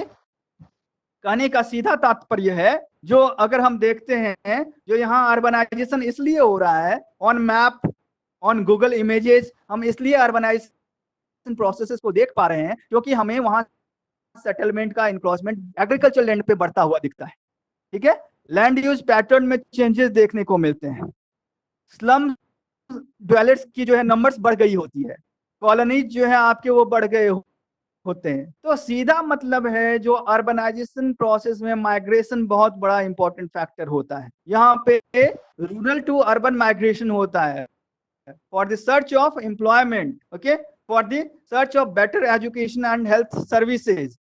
इन्हीं कारणों से ना लोग आते हैं रूरल टू अर्बन सेंटर में। तो इस वजह से ये तो क्वालिटेटिव एस्पेक्ट है, और इससे जो है अगर अर्बनाइजेशन को आप एसेस कर रहे हैं तो वो आपका इनकम्प्लीट स्टडी है। आप क्वांटिटी देखिए, जो जितने लोग लास्ट 50 इयर्स में जितने लोग माइग्रेट करके रूरल टू अर्बन में आए हैं, उन सभी का सोशियो इकोनॉमिक कंडीशन में क्या चेंजेस आए हैं, ठीक है। उनकी एजुकेशनल क्वालिफिकेशन आप देखिए, जो वो चेंजेस हुए हैं उसमें चेंजेस आए हैं कि नहीं आए हैं। उनकी ऑक्यूपेशनल स्ट्रक्चर आप देखिए, चेंजेस आए हैं कि नहीं आए हैं। और सबसे बड़ी हेल्थ स्टेटस देखिए, क्योंकि जनरली क्या है, गांव से लोग शहर आते हैं और वहां बीमार हो जाते हैं। तो मेरा तो कहना है जो इंक्रीजिंग अर्बनाइजेशन जो है, कहीं ना कहीं जो एक हमारी जो है आप का जो नेचुरल सिस्टम था, ठीक है, उसे बहुत बुरी तरह से डैमेज किया है।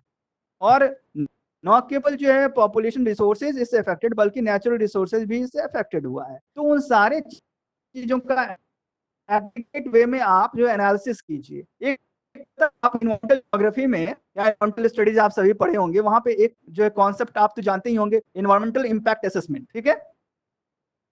इन्वायरमेंटल इम्पैक्ट असेसमेंट ये एक ऐसा असेसमेंट है जो कि आप अगर कोई भी फर्म, कोई भी इंडस्ट्रीज या कोई भी एक्टिविटीज करने के लिए जा रहे हैं, तो आप उससे पहले आप ये सोच लीजिए या एसेस कीजिए जो इससे बेनिफिट कितना होगा उस रीजन को या आपको या आपके सराउंडिंग्स को, उससे प्रोबेबल लॉस कितने होंगे। अगर आपका लॉस अधिक है तो आप से यही कहा जाता है जो आप वैसे एक्टिविटीज को नहीं कर सकते हैं कंडक्ट वहां, ठीक है। और इसलिए इंडिया में बहुत सारे जो है मेगा प्रोजेक्ट्स इसलिए भी रोक दिए गए, क्योंकि जो है इन्वायरमेंटल इम्पैक्ट असेसमेंट में उनसे होने वाले लॉसेज जो थे वो अधिक था उनसे होने वाले प्रॉफिट की तुलना में। लेकिन कई सारे को अप्रूवल भी मिल गया। ये पॉलिटिक्स होता है, ठीक है, इसमें भी पॉलिटिक्स है। जो अगर कमीशन अच्छा मिलता है तो बहुत ज्यादा डेंजरस इंडस्ट्रीज को भी जो है फर्म्स को भी अप्रूवल मिल जाता है, ठीक है। तो खैर वो तो इस तरह से आप अर्बन पॉपुलेशन को भी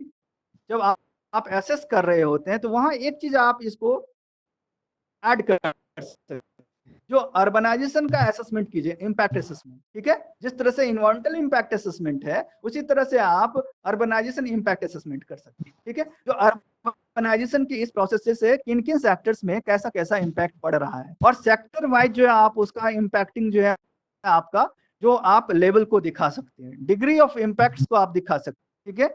जो यहाँ अर्बनाइजेशन हुआ है, सपोज कि अगर सेंट्रल इंडिया में कोई अर्बनाइजेशन हो रहा है तो उसका आसपास के रीजन में, सपोज कि अगर हम मध्य प्रदेश में बात करें तो जो दो बड़े सेंटर हैं इंदौर एंड भोपाल, ठीक है। अब देखिए इन दोनों में आप क्या कर सकते हैं, यहाँ पे आप अर्बनाइजेशन की पॉपुलेशन को कैसे डील करेंगे मैं वो बता रहा हूँ। यहाँ आप क्या कर सकते, एक अच्छा रिसर्च इस पे किया जा सकता है कि आप दोनों सिटी के जो है आपका इंक्रीजिंग इन्फ्लुएंस को आप दिखाइए, उनके स्प्रॉल को दिखाइए। तो उसके लिए तो आप पहले आपको क्वांटिटेटिव डेटा के थ्रू जाना होगा, ठीक है। जो नंबर ऑफ पॉपुलेशन जो है आपके कितने इंक्रीज हुए हैं, कहाँ कहाँ इंक्रीज हुए हैं, और लैंड यूज को भी दिखाना होगा। फिर उसके बाद आप उसके क्वालिटेटिव एस्पेक्ट पे जाइए, जो इससे जो है मध्य प्रदेश के जो है पॉपुलेशन की क्वालिटी में किस तरह की चेंजेस आई है, एनवायरमेंट के क्वालिटी में किस तरह की चेंजेस आई हैं, एग्रीकल्चर क्वालिटी में किस तरह की चेंजेस आई हैं। केवल एक क्वालिटी को एसेस मत जी, जितने इंपॉर्टेंट सेक्टर्स हैं, एग्रीकल्चर सेक्टर, इन्वायरमेंटल सेक्टर, ठीक है, कल्चरल सेक्टर, क्योंकि इंक्रीजिंग अर्बनाइजेशन से आपकी जो कल्चर होती है कहीं ना कहीं वह भी क्या होता है, डिग्रेड होता चला जाता है, होता है ना। आज इंडिया जो है आपका ड्यू टू मॉडर्नाइजेशन जो हम कहते हैं, ठीक है, और अर्बनाइजेशन, इस वजह से क्या हुआ, ग्लोबलाइजेशन, प्राइवेटाइजेशन एंड लिबरलाइजेशन की वजह से इंडिया की जो एक कल्चरल आइडेंटिटी थी वो कहीं ना कहीं क्या हुआ है, डिप्लीट हुआ है, घटा है ना। क्योंकि हम जो है एक तरह से देखें तो यूरोसेंट्रिक, ठीक है, या डेवलप्ड कंट्री सेंट्रिक हो गए हैं। हर चीजों को हम लाइक करते हैं, जो हम फॉरेन के चीजों को ज्यादा पसंद करने लगे हैं, ठीक है। अपने जो क्लासिकल जो है आपके या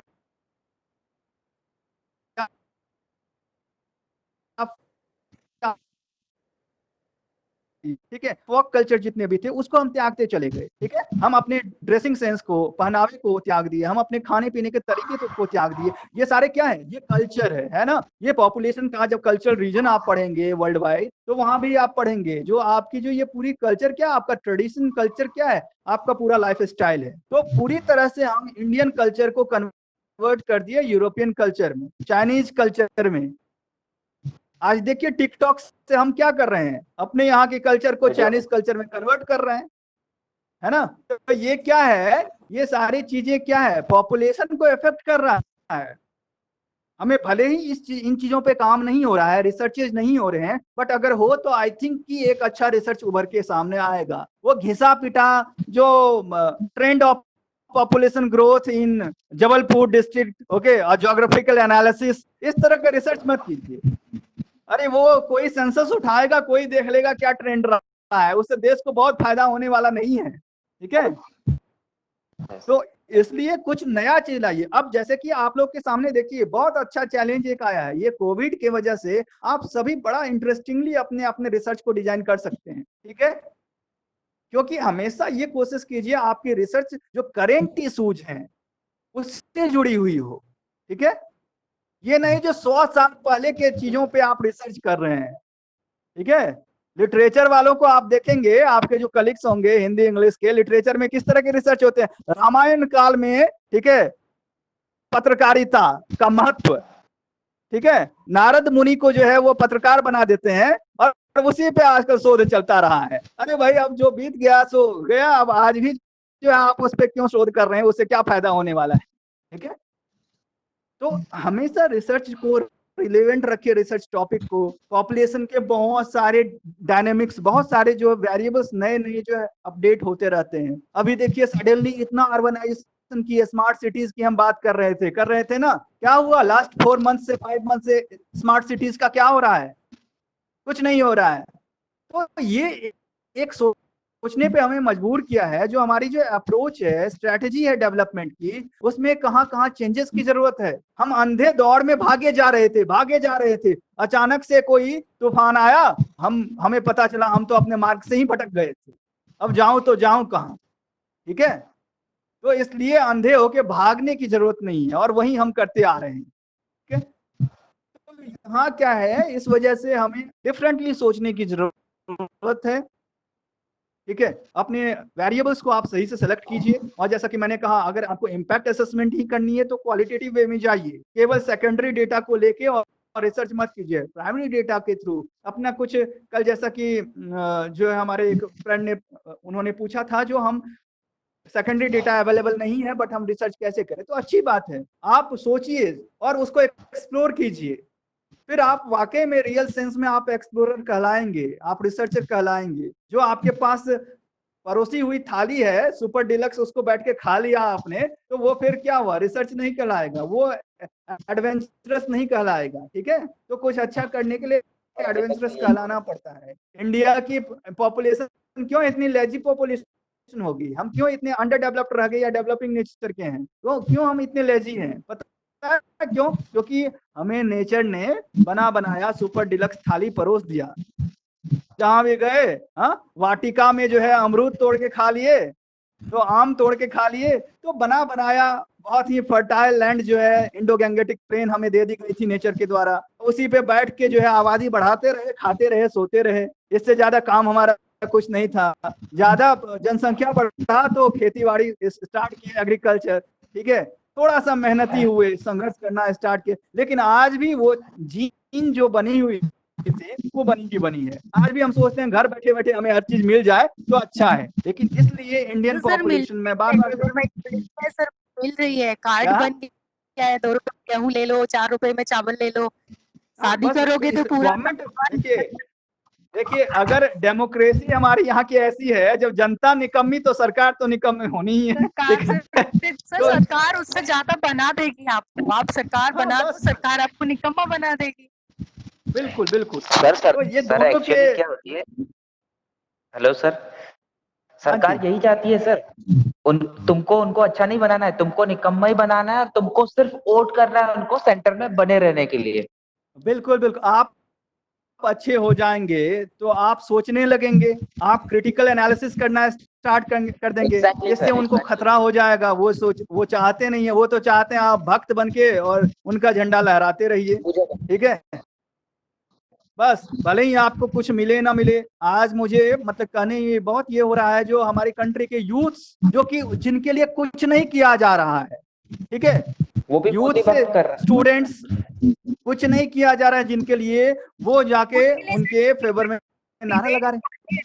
या एग्जैक्टली सर, कई जगह देखा गया। बनना चाहिए कि नहीं बनना चाहिए? क्या क्या क्या सर, यूथ के लिए टीवी पर डिबेट चलती है, दिखाते हैं बीजेपी का अधिवक्ता बैठ जाएगा, कांग्रेस का दिखाएंगे, हाँ, राम मंदिर बनना बिल्कुल चाहिए कि नहीं बनना चाहिए? हाँ, बस बस तो वही वही वही एक करें। सर, एक आध दिन मोदी सर को खुद बीच में बैठना चाहिए और जनता को उनसे डिबेट करने का मौका मिलना चाहिए। ऐसा नहीं कि आपकी बिल्कुल अदालत में बिल्कुल बैठ जाए और नहीं सर, ऐसा नहीं सही कि बात आपकी है। अदालत में बैठ जाए और रजत शर्मा जी पूछ रहे कि सर ऐसा ऐसा, वो तो उनकी फेवर में बात करेंगे ना। कभी हमसे पूछे, हम बिल्कुल बताएंगे उनको। वही तो बात है, ये मेरा भी मानना है। जो ये मन की बात, आप जनता की भी तो एक बार सुने, कि केवल अपने ही मन की बात आप बताते रहेंगे, ठीक है। वही तो तो हमारी बात खैर तो जो सुने। भी हो, हाँ जो भी हो, चलिए। तो कहने का मतलब है पॉपुलेशन इस तरह से, चलिए पॉलिटिक्स भी एक बहुत ही इंपॉर्टेंट जो है फैक्टर है पॉपुलेशन को और उसके रिसोर्स को इन्फ्लुएंस करने वाला, अफेक्टेड करने वाला। तो इसलिए चलिए अच्छी बात हुई, उस पर भी बात होगी। लेकिन कहने का मतलब इसलिए मैं कहा, जो हम इतने लेजी हो गए। आप कभी सोचते हैं, आप ज्योग्राफी पढ़ते हैं, जब आप age of discovery and exploration पढ़ते हैं आफ्टर डार्क एज ज्योग्राफी में, तो क्यों नहीं उसमें कोई इंडियंस आपको नजर आता है? आपको अरेबियंस मिल जाएंगे। आप सोच सकते हैं इस जो है अरेबियन कंट्रीज हमारे बाद में, ठीक है, हम मानते हैं जो, ठीक, उनकी जो है, उनकी भी जो है कहीं ना कहीं जो है सिविलाइजेशन हमारे से इतना जो है ओल्डेस्ट सिविलाइजेशन उनकी भी रही है, ठीक है, दजला फरात की सिविलाइजेशन। लेकिन आप देखिए, एक नई कम्युनिटी आके अपने सर्वाइवल के लिए, मैं बात कर रहा हूं इस्लामिक कल्चर की, यहाँ देखे किस तरह से एक कल्चर जो है अपने नॉलेज को एडवांस करके और फिर अपने सर्वाइवल के लिए ज्योग्राफिकल एक्सप्लोरेशन पे जो है वो आते हैं। आप कभी आप ये सोचे हैं, डार्क एज के दौरान एकमात्र वो कंट्री थी, एकमात्र ज्योग्राफिकल रीजन है जो कि एक्सटेंसिवली एक्सप्लोर किया है, जो कि पूरे ज्योग्राफी का अगर देखें उस, यानी कि 3rd AD से लेकर और 12th AD तक जो यूरोप में डार्क एज रहा, जिसमें कि आपका ग्रीक, यूनान, मिस्र, ग्रीक और रोमन सिविलाइजेशन, सारे सिविलाइजेशन जो है आपके, मिस्र की जो है आपका इजिप्शियन सिविलाइजेशन, सारे के सारे जो है वहां पे साइंटिफिक वर्क्स क्लोज हो जाते हैं, शट डाउन हो जाता है। उस टाइम में एकमात्र अरेबियन जो है सिविलाइजेशन है, यानी कि अरेबियंस रहे हैं जो कि ट्रैवलर्स हुए, जो कि आपका बहुत बड़े नेविगेटर्स अगर हुए ना हुए, लेकिन ट्रैवलर्स हुए। आप देखिए इब्न बटूता हो, ठीक है, अल इदरिस हो, इतने अच्छे अच्छे जो आपके फिजिकल साइंटिस्ट हुए, ठीक है, इवन खालदूम है। तो ये दिखाता है जो आपकी रिक्वायरमेंट होनी चाहिए। आप जब स्ट्रगल करोगे तभी आप एक्सप्लोरेशन के लिए आगे बढ़ेंगे, आपकी रिक्वायरमेंट होनी चाहिए। तो कहने का मतलब है, जो इंडियंस क्यों नहीं हो पाए, क्यों नहीं कोई वास्को डी गामा इंडिया से हुआ, क्यों नहीं कोई क्रिस्टोफर कोलंबस इंडिया से हुआ, क्यों नहीं कोई मैगलन इंडिया से हुआ, क्यों नहीं कोई कैप्टन कुक इंडिया से हुआ? सोचे हैं? क्योंकि वही बात है, हमें बना बनाया थाली परोसा गया, नेचर ने दे दिया, हम आलसी हो गए, लेजी होते चले गए।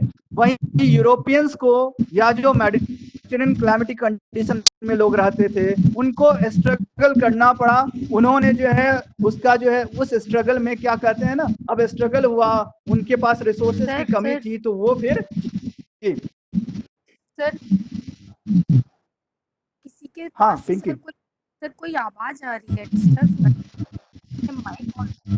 अगर किसी का माइक्रोफोन जो है अगर आपका ऑन हो, क्योंकि इको हो रहा है।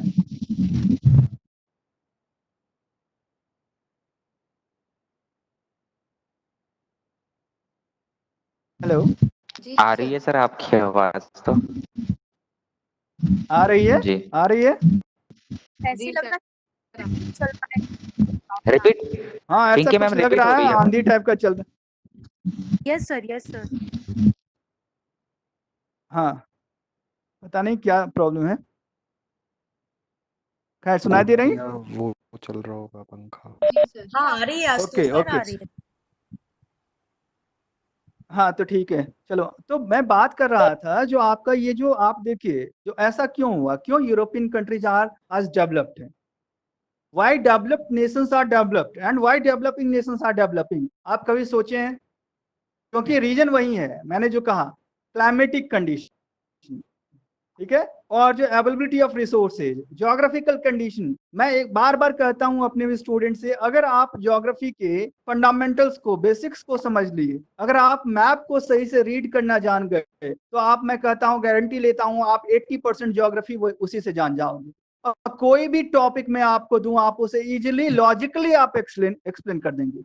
आपको जरूरत नहीं है किसी टेक्स्ट बुक में जाके पढ़ने की, ठीक है, पढ़ना अच्छी बात है, आप पढ़िए, बहुत अच्छी, लेकिन पढ़ने से ज्यादा मैं फेथ रखता हूं सोचने पे, ठीक है।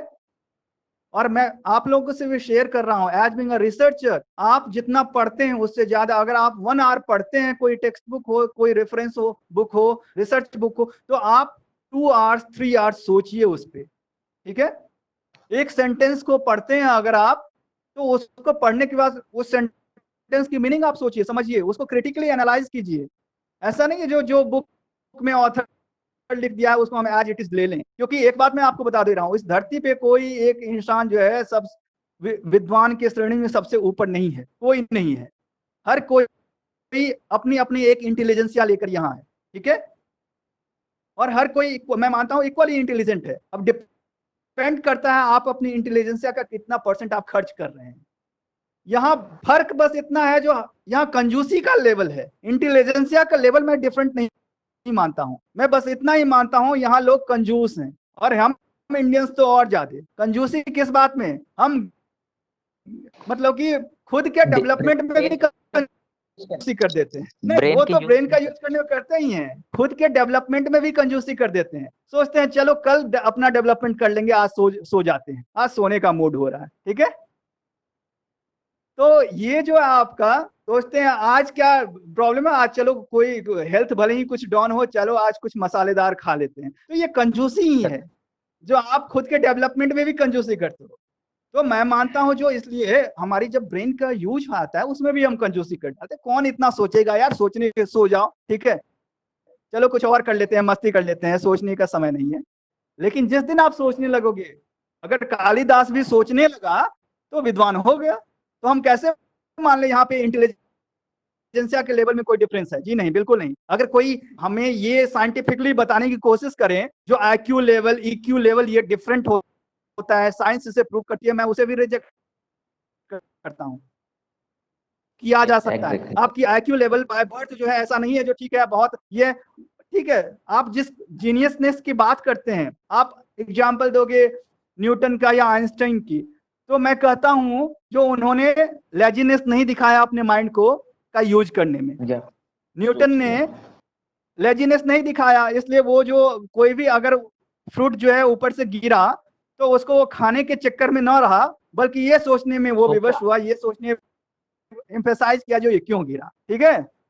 अगर यूपी बिहार के हम जैसे जो है कोई रहते तो उसको दौड़ के लपक लेते और घर ले जाके खाते, ये सोचते नहीं है गिरा क्यों, ठीक है। तो इस वजह से मेरा कहना है, जो इस वजह से हम जो है कहीं ना कहीं पीछे रह जाते हैं, क्योंकि हम केवल जो है अपने सर अपने यहाँ के ऋषि ठीक है ने लोगों को बुद्धिजीवी होने से बचाया है सर। हाँ वो तो है ही, लेकिन हम उनसे ज्यादा बुद्धिजीवी हैं जो ऋषि मुनियों की बात मान लेते हैं, ठीक है। इसलिए आसाराम जैसे जो है लोगों के लाखों मिलियंस ऑफ फॉलोअर्स हो जाते हैं, तो ये तो हमारी बुद्धिजीविता दिखाती है ना। डाउन भी हो जाता है सर। बिल्कुल। तो देखिए हमारी एक बहुत अच्छी आदत है जो हम बहुत जल्दी विश्वास कर लेते हैं, और एक बुरी आदत ये है जो हमें खुद पे विश्वास नहीं रहता है, ठीक है। तो ये दोनों चीजें जहाँ करना चाहिए वहां तो करते नहीं है। बिल्कुल बिल्कुल बिल्कुल। तो यही सारी बातें हैं, ठीक है। आप देखते होंगे अक्सर प्रेमी युगलों में भी ऐसा ही होता है, दूसरे पे बहुत तेजी से विश्वास कर लेते हैं, खुद पे ही भरोसा नहीं रहता है, मैं इसे लॉन्ग टाइम तक इस रिलेशनशिप को ले जा पाऊंगा कि नहीं। तो ये हर जगह फॉलो होता है, ठीक है। तो ऐसे इंटरेस्टिंग एग्जांपल से आप चीजों को आसान कर सकते हैं, मेरा ये मानना रहता है, इसलिए बीच बीच में रिफ्रेशमेंट हो जानी चाहिए। तो चलिए, मेरा फिर मैं कहता हूँ कल मैंने कुछ वीडियोस अपलोड किए थे, उसमें आप देखिएगा एक यूट्यूब पे, एक मैंने ह्यूमन सिविलाइज मीन्स रेसेस को लेकर मैंने 2-3 वीडियोस बनाए थे, ठीक है। यस, इवोल्यूशन ऑफ मैन जो है और ह्यूमन रेसेस, उसमें मैंने एक वीडियो में काफी जो है डिटेल में मैंने बताया है, जो बिग बैंग से लेकर, ठीक है, mean since the origin of earth अभी तक की जो जर्नी रही है पूरे लाइफ की, ठीक है, वो कैसा रहा है और सिस्टमैटिक वे में। और ये जो डिफरेंट रेसेज आपको, चूंकि पॉपुलेशन ज्योग्राफी आप पढ़ रहे हैं, यहाँ पे पॉपुलेशन की हम बात कर रहे हैं, तो कंपोजिशन की ऑफ पॉपुलेशन की जब हम बात करते हैं तो सबसे पहले तो हम पॉपुलेशन को रेसेज के बेसिस पे ही हम कंपोज करना जानते हैं, ठीक है, और करनी चाहिए हमें। तो पूरे वर्ल्ड वाइड पॉपुलेशन को जो आप on the basis of races आप कंपोज करते हैं, तो आप पाओगे क्या, जो पूरी वर्ल्ड पॉपुलेशन जो है, किन जो है आपके प्राइमरी जो है आपके रेसेज में से बिलोंग करते हैं, आदर कॉकेसॉइड और मंगोलॉइड और निग्रोइड। ऑस्ट्रेलॉइड जहां तक हम बात करते हैं, तो मैं आपको बता दूं, जो निग्रोइड का ही एक फॉर्म है, और निग्रोइड को ही हम निग्रो एंड ऑस्ट्रेलॉइड में जो है हम क्लासिफाई करते हैं, ठीक है। द्रविड़, अब देखिए द्रविड़ को आप यहाँ पे काफी इंटरेस्टिंग है, द्रविड़ जो है ये एक मिक्स्ड जो है रेस है, जो कि आपका ऑस्ट्रेलॉइड जिस क्या माना जाता है सर, ये इंडिया की ही प्रजाति थी, इंडिया की एब ओरिजिन, ठीक है। हम इंडिया की जो है आपकी इनको एब ओरिजिनल जो है रेस कहते हैं, माना जाता है, इसको हम कहते हैं बिल्कुल ही। लेकिन जो इनका जब आप देखेंगे, आप जरा लैंग्वेज देखिए, द्रविडियंस की लैंग्वेज देखिए, क्लासिकल लैंग्वेजेस हैं ये, चाहे वो तमिल हो, कन्नड़ हो, मलयाली हो, तेलुगु, ये क्लासिकल लैंग्वेजेस हैं। अब देखिए इनकी लैंग्वेज संस्कृत से कितनी मैच करती है। बहुत लोग कंफ्यूज रहते हैं, जो संस्कृत ही जो है हमारी द्रविडियन लैंग्वेज से ही बिलोंग करती है, वहीं से आई है, इवॉल्व की है। लेकिन क्या है, संस्कृत एक तरफ से इंडो आर्यन लैंग्वेज है ना, इंडो यूरोपियन लैंग्वेज से बिलोंग करती है, उस फैमिली की है संस्कृत, ठीक है। मैंने एक लैंग्वेज फैमिली से रिलेटेड एक वीडियो अपलोड किया है, वहां आप इस चीज को देख सकते, आप मैच कर सकते, सारे पॉपुलेशन से रिलेटेड है वहां।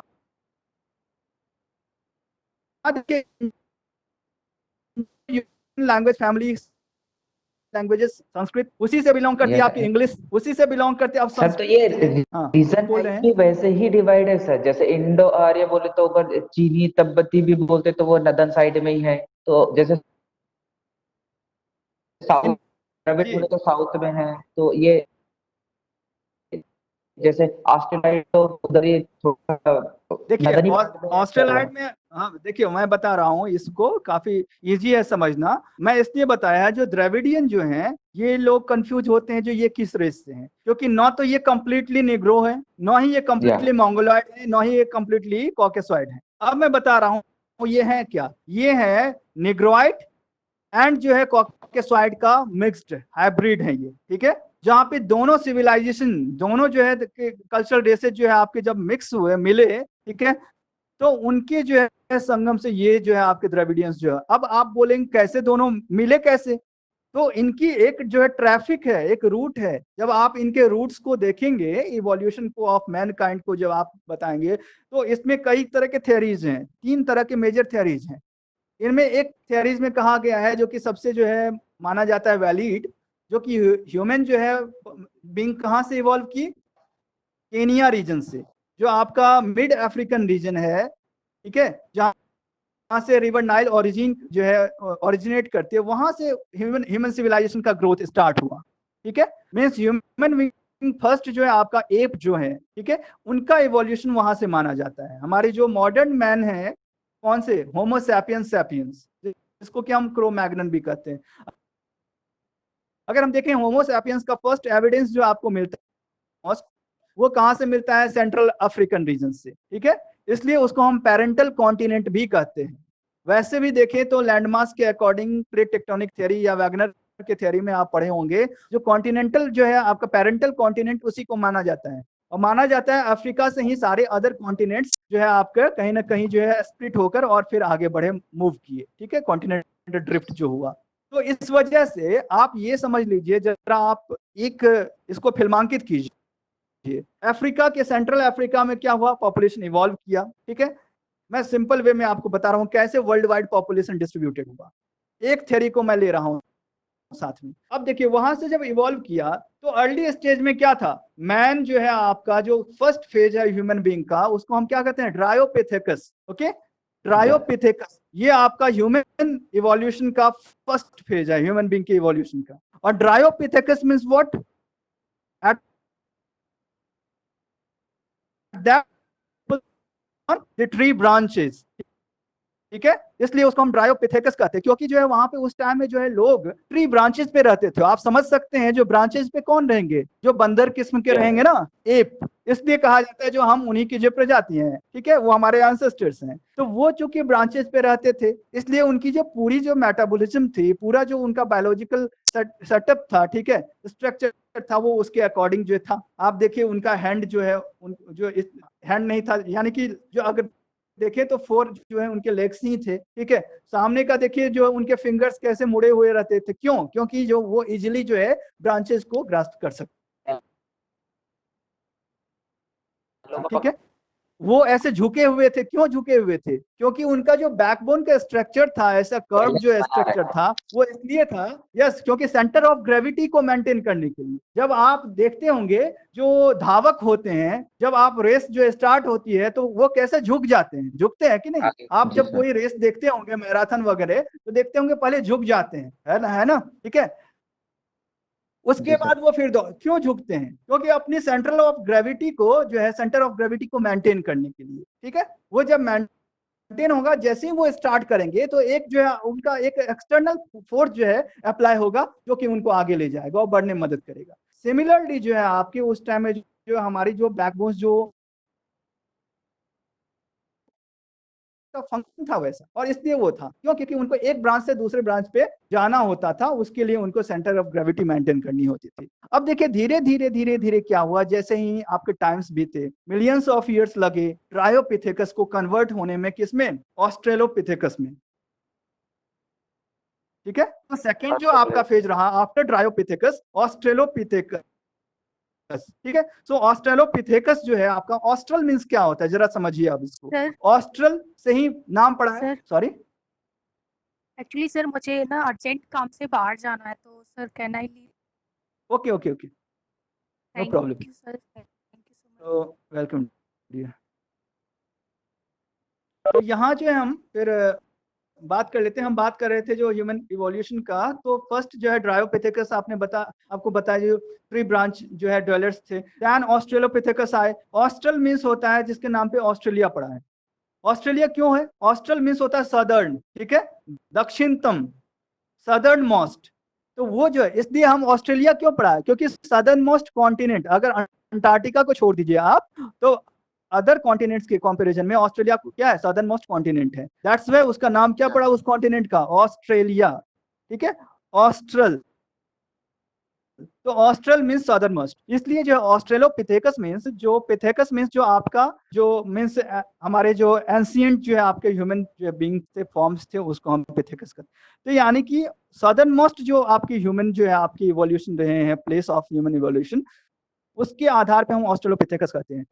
और ऑस्ट्रेलोपिथेकस का क्या हुआ, सेटलमेंट पैटर्न चेंज हो गया। अब क्या हुआ, ये कुछ जो है इक्विपमेंट जो है आपका स्टोन्स के बनाने लगे, जिसके वजह से क्या हुआ, ये जो है आपके केव्स में जो एनिमल्स, वाइल्ड एनिमल्स रहते थे, उनको ये मारने लगे, ठीक है। और धीरे धीरे हंटिंग की जो है स्किल में डेवलप हुई, ठीक है। तो ये हंटिंग स्किल जैसे ही डेवलप हुई, तो केव्स में रहने वाले जो वाइल्ड एनिमल्स थे, उनको मार के ये खुद उसमें रहने लगे। क्यों, क्योंकि वो क्लाइमेटिक कंडीशन के अकॉर्डिंग, यानी कि वो रेनफॉल से खुद को ज्यादा बेटर वे में प्रोटेक्ट कर सकते थे, ठीक है, जो है हीट कंडीशन से जो है बेटर में प्रोटेक्ट कर सकते थे। तो एक तरह से देखिए तो ट्री ब्रांचेस के कंपैरिजन में केव्स जो है उनके लिए एक अच्छा सेटलमेंट का जो है आपका ऑप्शन मिला उनको। और फिर वहां जब रहने लगे वो, तो हंटिंग प्रोसेसेस से, गैदरिंग प्रोसेसेस से जो है ये ऑक्यूपेशनल जो है उनकी एक्टिविटीज बढ़ गई। और फिर धीरे धीरे धीरे धीरे उनकी जो है बायोलॉजिकल जो है सेटअप, उसमें भी चेंजेस आने लगे, मिलियंस ऑफ ईयर्स लगा। फिर जो है थर्ड जो है आपका जनरेशन आता है, इवोल्यूशन होता है, वो क्या, ऑस्ट्रेलोपिथेकस से ये कन्वर्ट होते हैं होमो इरेक्टस में, ठीक है। तो होमो इरेक्टस, अब homo means what, man like, homo means man like, means मानव की तरह दिखने वाला, दैट इज कॉल्ड होमो। और इरेक्टस मीन्स जो straight, erect means straight, so erectus means जो स्ट्रेट चलने वाला। तो ऐसी प्रजाति जो कि दिखने में मानव की तरह था, हमारे तरह था और स्ट्रेट चलने लगा, those way called homo erectus. ठीक है, तो इसलिए थर्ड फेज जो आता है ह्यूमन सिविलाइजेशन का, वो आता है होमो इरेक्टस। और इस तरह से जो है उनकी पॉपुलेशन फिर बढ़ने लगी, वो स्ट्रेट चलने लगे, फिर एग्रीकल्चर प्रैक्टिसेज होने लगा और जो उनके सेटलमेंट पैटर्न जो है वो मूव करने लगे। ठीक है, जब वो स्ट्रेट चलने लगे तो फिर उनकी पॉपुलेशन भी बढ़ी। तो क्या हुआ, पॉपुलेशन बढ़ी तो रिसोर्सेज जो है उनकी कमी होने लगा। फिर वो क्या आया, माइग्रेशन की, तभी से जो है प्रोसेसेज स्टार्ट हो गई थी। आज जिस हम माइग्रेशन को की बात करते हैं, ये माइग्रेशन तब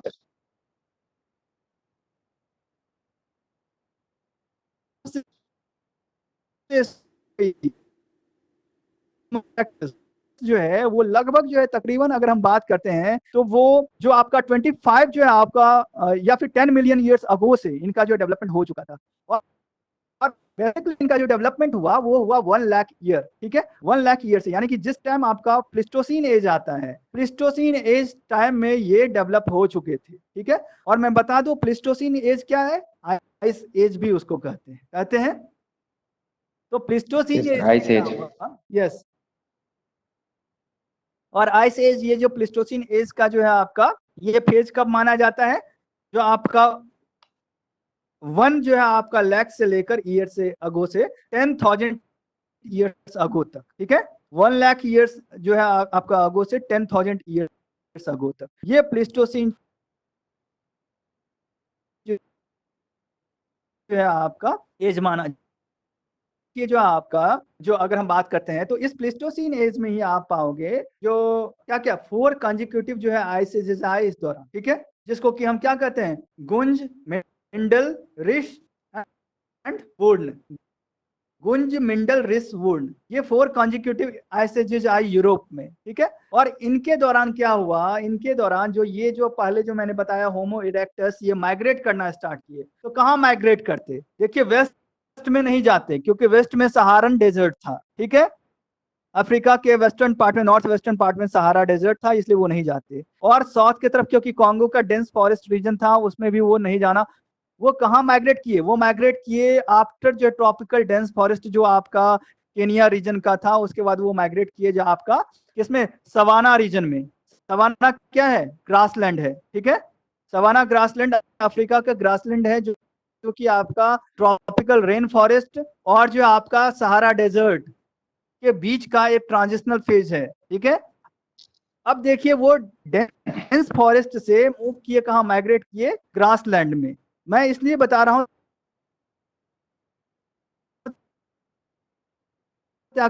माइग्रेशन क्यों और किस प्रोसेस से होता है। तो ग्रासलैंड लैंड पे जब आए तो क्या हुआ, उनको बहुत फेवरेबल कंडीशन कुछ मिला, क्योंकि वाइल्ड एनिमल्स यहाँ पे उतने नहीं थे। ठीक है, उतने जो है आपके जो है डेंजरस एनिमल्स और इंसेक्ट्स नहीं था। उसके बाद जो है यहाँ पे ग्रासेज अवेलेबल थे, और उसमें जो है आपके ऐसे एनिमल्स थे जो कि हर्बीवोर्स टाइप के ज्यादा थे, लाइक कि ये भैंस हो गए, गाय हो गए। ठीक है, तो ये हर्बीवोर्स थे जो कि घास को चरते थे, और इसलिए वो मिल्क भी प्रोड्यूस करते थे। अब देखिए डोमेस्टिफिकेशन ऑफ एनिमल्स जो है वो कहां से स्टार्ट हुआ, वो उसी टाइम से स्टार्ट हो गया था। ठीक है, जब ये लोग जो है ट्रॉपिकल डेंस फॉरेस्ट से माइग्रेट करके निकल के कुछ आए ग्रासलैंड में, और ग्रासलैंड में आए तो इनको मोर फेवरेबल कंडीशन मिला यहाँ पे। फिर वो शांत नेचर के जो एनिमल्स थे उनको वो क्या करने लगे, पालतू बनाने लगे। उनसे वो जो है आपका मिल्क जो है प्रोड्यूस करने लगे, कंज्यूम करने लगे। धीरे धीरे जो ग्रासेस थे, लॉन्ग जो आपके टॉल ग्रासेस जो थे सवाना के, उनको वो काट के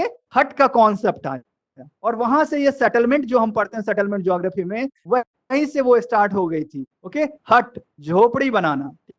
ठीक है, तो वो क्यों, क्योंकि ग्रासेज अवेलेबल था उनके पास, और जो है आपका वो किसी जो है ट्रीज के अलोंग जो है जो उन ग्रासेस से जो अपना कोई हट बना लेते थे, और इस तरह से जो है यस, एबिलिटी ऑफ रिसोर्सेज, वो जो है उसके बाद क्या सर्च आउट करने लगे। देखिए बहुत हमारे जो एंसेस्टर्स रहे हैं, बहुत लंबे समय से जो है डिस्कवरी जो स्टार्ट थी उनकी, उनमें से फिर उन्होंने देखा, सर्च आउट किया, जो नहीं ये वेजिटेशन हमारे अनुकूल है, जिसको कि हम खा सकते हैं, उसको उन्होंने अडॉप्ट कर लिया। ये एनिमल उन्होंने सोचा, सपोज कि काउ, तो गाय को उन्होंने सबसे परफेक्ट सोचा तो उसको सबसे पहले पालतू बना लिया। कुत्ता को उन्होंने सोचा ये तो हमारे काम का है भाई, चलो इसको हम अपने साथ ले चलते हैं। तो इन सभी को डोमेस्टिफिकेशन जो है प्रोसेस स्टार्ट हुई, ठीक है। इसके बाद क्या हुआ, नेक्स्ट स्टेप में ये जब जो है आपका एग्रीकल्चर प्रैक्टिसेस स्टार्ट किए, लेकिन उसके लिए बहुत जो है ग्रासलैंड की अगर हम बात करें तो वहां भी जो धीरे धीरे उनको जो है कुछ समस्याएं फेस करनी पड़ी होंगी, या फिर अपनी एडवेंचरस नेचर को लेकर वो आगे बढ़े होंगे। आगे कहाँ बढ़े, नील रिवर नाइल के अलोंग जो है वो धीरे धीरे होते होते आगे कहाँ, इजिप्ट में, मिस्र में। जब मिस्र पहुंच गए, जहां पे कि आपका रिवर नाइल का डेल्टा का फॉर्मेशन हो रहा है और वो बहुत ही फर्टाइल लैंड उनको मिल गई। अब देखिए ह्यूमन सेटलमेंट के लिए जब वो एक जो आपका फ्लैट सरफेस पे पहुंच गए, प्लेन रीजन में पहुंच गए, जो कि काफी फर्टाइल रीजन था क्योंकि वो डेल्टाई रीजन था, ठीक है, और रिवर नाइल का जो आपका बेटर नेटवर्किंग थी वहां पे, और दूसरी तरफ मेडिटेरेनियन कोस्ट से वो जुड़ा हुआ था। तो इन सब की वजह से काफी लंबे समय तक मिस्र में ये लोग जो है आपके होमो इरेक्टस, जो कि धीरे धीरे धीरे धीरे होमो सैपियंस में कन्वर्ट हो रहे थे, ठीक है। अब होमो सैपियंस अगर हम बात करते हैं, जो सबसे लास्ट स्टेज माना जाता है और मॉडर्न डे मैन माना जाता है, यानी कि हम सभी जो है होमो सैपियंस रेस से ही बिलोंग करते हैं, ठीक है, स्पेसीज से बिलोंग करते हैं। तो होमो सैपियंस, इसका फिर मैं अर्थ बता दूं, होमो मीन्स मैन लाइक और सैपियंस मीन्स वाइज, ठीक है, बुद्धिमान, ठीक है। तो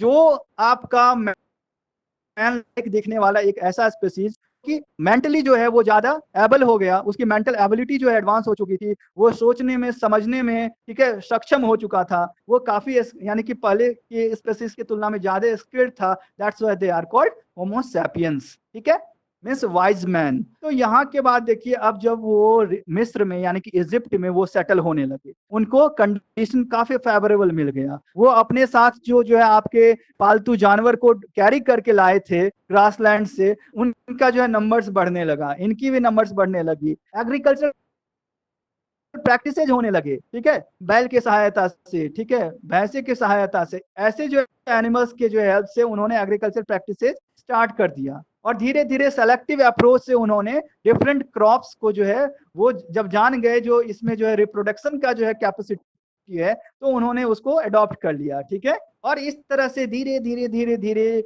आपके थाउजेंड्स ऑफ ईयर्स लगे आपके किसके से डेवलपमेंट में, civilization of Nile, river Nile के डेवलपमेंट में। और इसलिए दुनिया के सबसे ancient, one of the ancient civilization मानी जाती है आपकी रिवर नाइल की सिविलाइजेशन, ठीक है।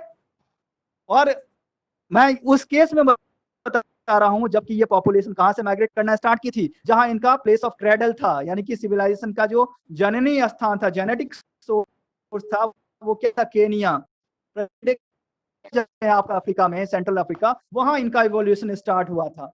और फिर मैंने कहा जो किस तरह से ये लोग नॉर्थ वर्ड माइग्रेट किए, और पहुंचते पहुंचते ये लोग प्लेन रीजन में जब पहुंच गए मिस्र में, इजिप्ट में, तब इन्होंने यहाँ कंप्लीट जो है अपना जो है प्रोसेस स्टार्ट कर दिए। सेटलमेंट जो है इनका डेंस होने लगा, पॉपुलेशन इनका इंक्रीज करने लगा, एग्रीकल्चरल प्रैक्टिसेज एडवांस हो गए धीरे धीरे धीरे, और धीरे धीरे वहीं पे फिर जो इन्होंने जो है आपका मिट्टी को पकाने की परंपरा चल पड़ी, जो ब्रिक्स को बनाने। जी सर। जी सर। तो मैं बता रहा था इस तरह से जो नेक्स्ट जो आपका सिविलाइजेशन का ग्रोथ, आप जब आप देखते हैं क्रोनोलॉजी, तो आप पाओगे कि आपका रिवर नाइल के सिविलाइजेशन के बाद पॉपुलेशन माइग्रेट की, जैसा कि मैंने कहा, मिडिल ईस्ट जो है कंट्रीज में और वेस्ट एशिया में, और वहां जो उनको फिर से एक जो है आपका फर्टाइल रिवर वैली मिल जा रहा है, कौन सा, दजला एंड फरात, ठीक है। तो इराक की जो है आपका ये दो जो है मेजर जो है ट्रिब्यूटरी, मेजर जो है रिवर स्ट्रीम, जो कि एक फिर से रिवर नाइल जैसी कंडीशन इन पॉपुलेशन को माइग्रेट, जो आपके माइग्रेटरी पॉपुलेशन थे उनको प्रोवाइड करवाई। और इसलिए एक काफी लंबे समय के लिए रुक गए वहां, फिर एक जो है धीरे धीरे धीरे सेटलमेंट एडवांस हुआ, डेवलप हुआ, फिर एक नई सिविलाइजेशन वहां जो है आपका, जिसको कि हम क्या कहते हैं, मेसोपोटामियन सिविलाइजेशन, ठीक है, यस। और यह जो उसको दजला एंड फरात सिविलाइजेशन भी कहते हैं। और यहाँ जो है इस तरह से जो आप देखते हैं, जो नेक्स्ट सिविलाइजेशन जो है मेसोपोटामिया की सिविलाइजेशन जो है वो जो है आपका बॉर्न हुई और धीरे धीरे डेवलप हुई, ग्रेजुअल प्रोसेस से। थी, काफी डेवलप होने में। अब देखिए उसके बाद फिर वहां से जब पॉपुलेशन वहां बढ़ा और वहां पे फिर बेबीलोनिया, आपको पता होगा, वहां की एक एजुकेशनल हब बन गई थी, ठीक है। तो वहां से जो फिर दो स्ट्रीम, यानी कि माइग्रेशन का दो आपका नेटवर्क तैयार हुआ, दो स्ट्रीम में, दो डायरेक्शन में लोग माइग्रेट किए वहां से। एक तो टुवर्ड्स वेस्ट, ठीक है, नॉर्थ वेस्ट डायरेक्शन, जो कि आपका टर्की होते हुए कहां पहुंच गई, ग्रीस एंड रोम, ठीक है। जो आपका ग्रीस जो है आपका, और रोम जो आपके इटली है, ठीक है। तो यहाँ एक ब्रांच तो उधर चली गई माइग्रेट करके, और दूसरी ब्रांच कहाँ आ गई, टुवर्ड्स ईस्ट, जो कि आपका कहाँ आके अलोंग द इंडस वैली, इसलिए उसको हम कहते हैं क्या, इंडस वैली सिविलाइजेशन। तो आफ्टर मेसोपोटामियन सिविलाइजेशन जो है, आप अगर पाओ और एनालाइज करो सही से, आप पाओगे कि आफ्टर दैट दो बड़े सिविलाइजेशंस जो है, या तीन बड़े सिविलाइजेशंस का जो है आपका डेवलपमेंट होता है। एक तो ईस्टर्न साइड में आपका इंडस वैली सिविलाइजेशन, और एक वेस्टर्न साइड में ग्रीक सिविलाइजेशन और रोमन सिविलाइजेशन, ठीक है। तो इस तरह से आप बहुत सिस्टमैटिक वे में मैं इसको आपको बता रहा हूं, ह्यूमन पॉपुलेशन वर्ल्ड वाइड फैला, ठीक है। अब देखिए जो ब्रांच आपका जो है, जो ब्रांच वेस्ट की तरफ मूव किए, जो पर्सन जो है आपका ग्रीक एंड रोम में जाके बस गए, फिर धीरे धीरे वहीं से जो है फिर अदर पार्ट्स ऑफ यूरोप जो है में जाते वो माइग्रेट करते रहे, ठीक है। और इधर जो है आपके, अब देखिए दोनों के बीच में क्या था, इधर मिडिल ईस्ट कंट्री और ग्रीक एंड जो है आपका रोम के बीच में एक माउंटेन रेंज है, दैट इज कॉल्ड कॉकेसॉइड, ठीक है। कॉकेसस माउंटेन रेंज आप जानते होंगे। तो वहां कॉकेसस माउंटेन रेंज बीच में होने की वजह से क्या होता था, जब प्लीस्टोसीन एज में 4 कॉन्जिक्यूटिव एजेस आए, तो क्या हुआ, एक आइस एज जब आता था, पूरा यूरोप कवर हो जाता था आइस से, तो फिर वो पॉपुलेशन माइग्रेट करके आ जाती थी कॉकेसस माउंटेन क्रॉस करके, फिर आके मिडिल ईस्ट में, यानी कि मेसोपोटामियन रीजन में। फिर जैसे ही आइस एज खत्म होता था, रिट्रीट हो जाता था, वापस चला जाता था, फिर ये लोग माइग्रेट करके वापस चले जाते थे, ठीक है ना, यूरोप में। ये प्रक्रिया बार बार होती रही, और इसलिए इनको, ऐसे प्रजाति को, यानी कि जो यूरोप में रहने वाले रेसेज हैं, उनको क्या कहा गया, कॉकेसॉइड, क्योंकि वो बार बार कॉकेसस माउंटेन को क्रॉस करके आते जाते रहे, that's why they are called Caucasoid, ठीक है। फर्दर इसको हम बात करेंगे और अच्छे से। और इधर देखिए एक और मैं ब्रीफ में बता दे रहा हूं, जो ईस्टवर्ड मूव हुआ, ठीक है, ईस्टर्न जो ब्रांच थे वो आके इंडस वैली सिविलाइजेशन के पास थम गए। अब क्योंकि, और इसलिए मैं बता रहा हूं, इंडस वैली जो हम कहते हैं हड़प्पा एंड मोहनजोदाड़ो, आप देखिए दोनों इंडस रिवर के वेस्टर्न कोस्ट पे ही सिचुएटेड है। अगर आप हिस्ट्री आप देखिए या आप देखिए, both Harappa and Mohenjodaro are located on the western coast of river Indus, ठीक है। और ये दिखाता है, जो ये वही माइग्रेटेड जो है पीपल थे, जो कि मेसोपोटामिया से माइग्रेट करके आए, और जब ये इंडस रिवर के पास पहुंचे तो वेस्टर्न कोस्ट में ही इन्होंने अपनी एक सेटलमेंट और सिविलाइजेशन डेवलप किया। फिर धीरे धीरे ये जैसे डेवलप हुए, तो आपका रिवर को क्रॉस करने में सक्षम हुए, और तब जाके ये लोथल हो या कालीबंगा हो, मीन्स राजस्थान या गुजरात रीजन हो, ठीक है, यहाँ जाके, या पंजाब रीजन हो, ठीक है, तो रोपड़ हो, तो यहाँ जाके धीरे धीरे इन्होंने जो है अपने सेटलमेंट को डेवलप किया। और इस तरह से इंडो जो है आपका इंडस वैली सिविलाइजेशन का जो है आपका डेवलपमेंट हुआ। फिर जो ईस्टर्न, यानी कि जो रिवर क्रॉस कर गए, वो लोग क्या किए, पहले से जो इंडिया में, मैं बता रहा हूं, इंडिया में पहले से एक जो है आपका, कल हम इसमें डिटेल में फिर बात करेंगे, एक कॉन्सेप्ट जो थ्योरी कहती है, जो ह्यूमन का इवोल्यूशन प्लेस जो रहा है, वो रहा बर्मा और ये तिब्बत रीजन, ठीक है। और वो उस टाइम में इवॉल्व कर चुके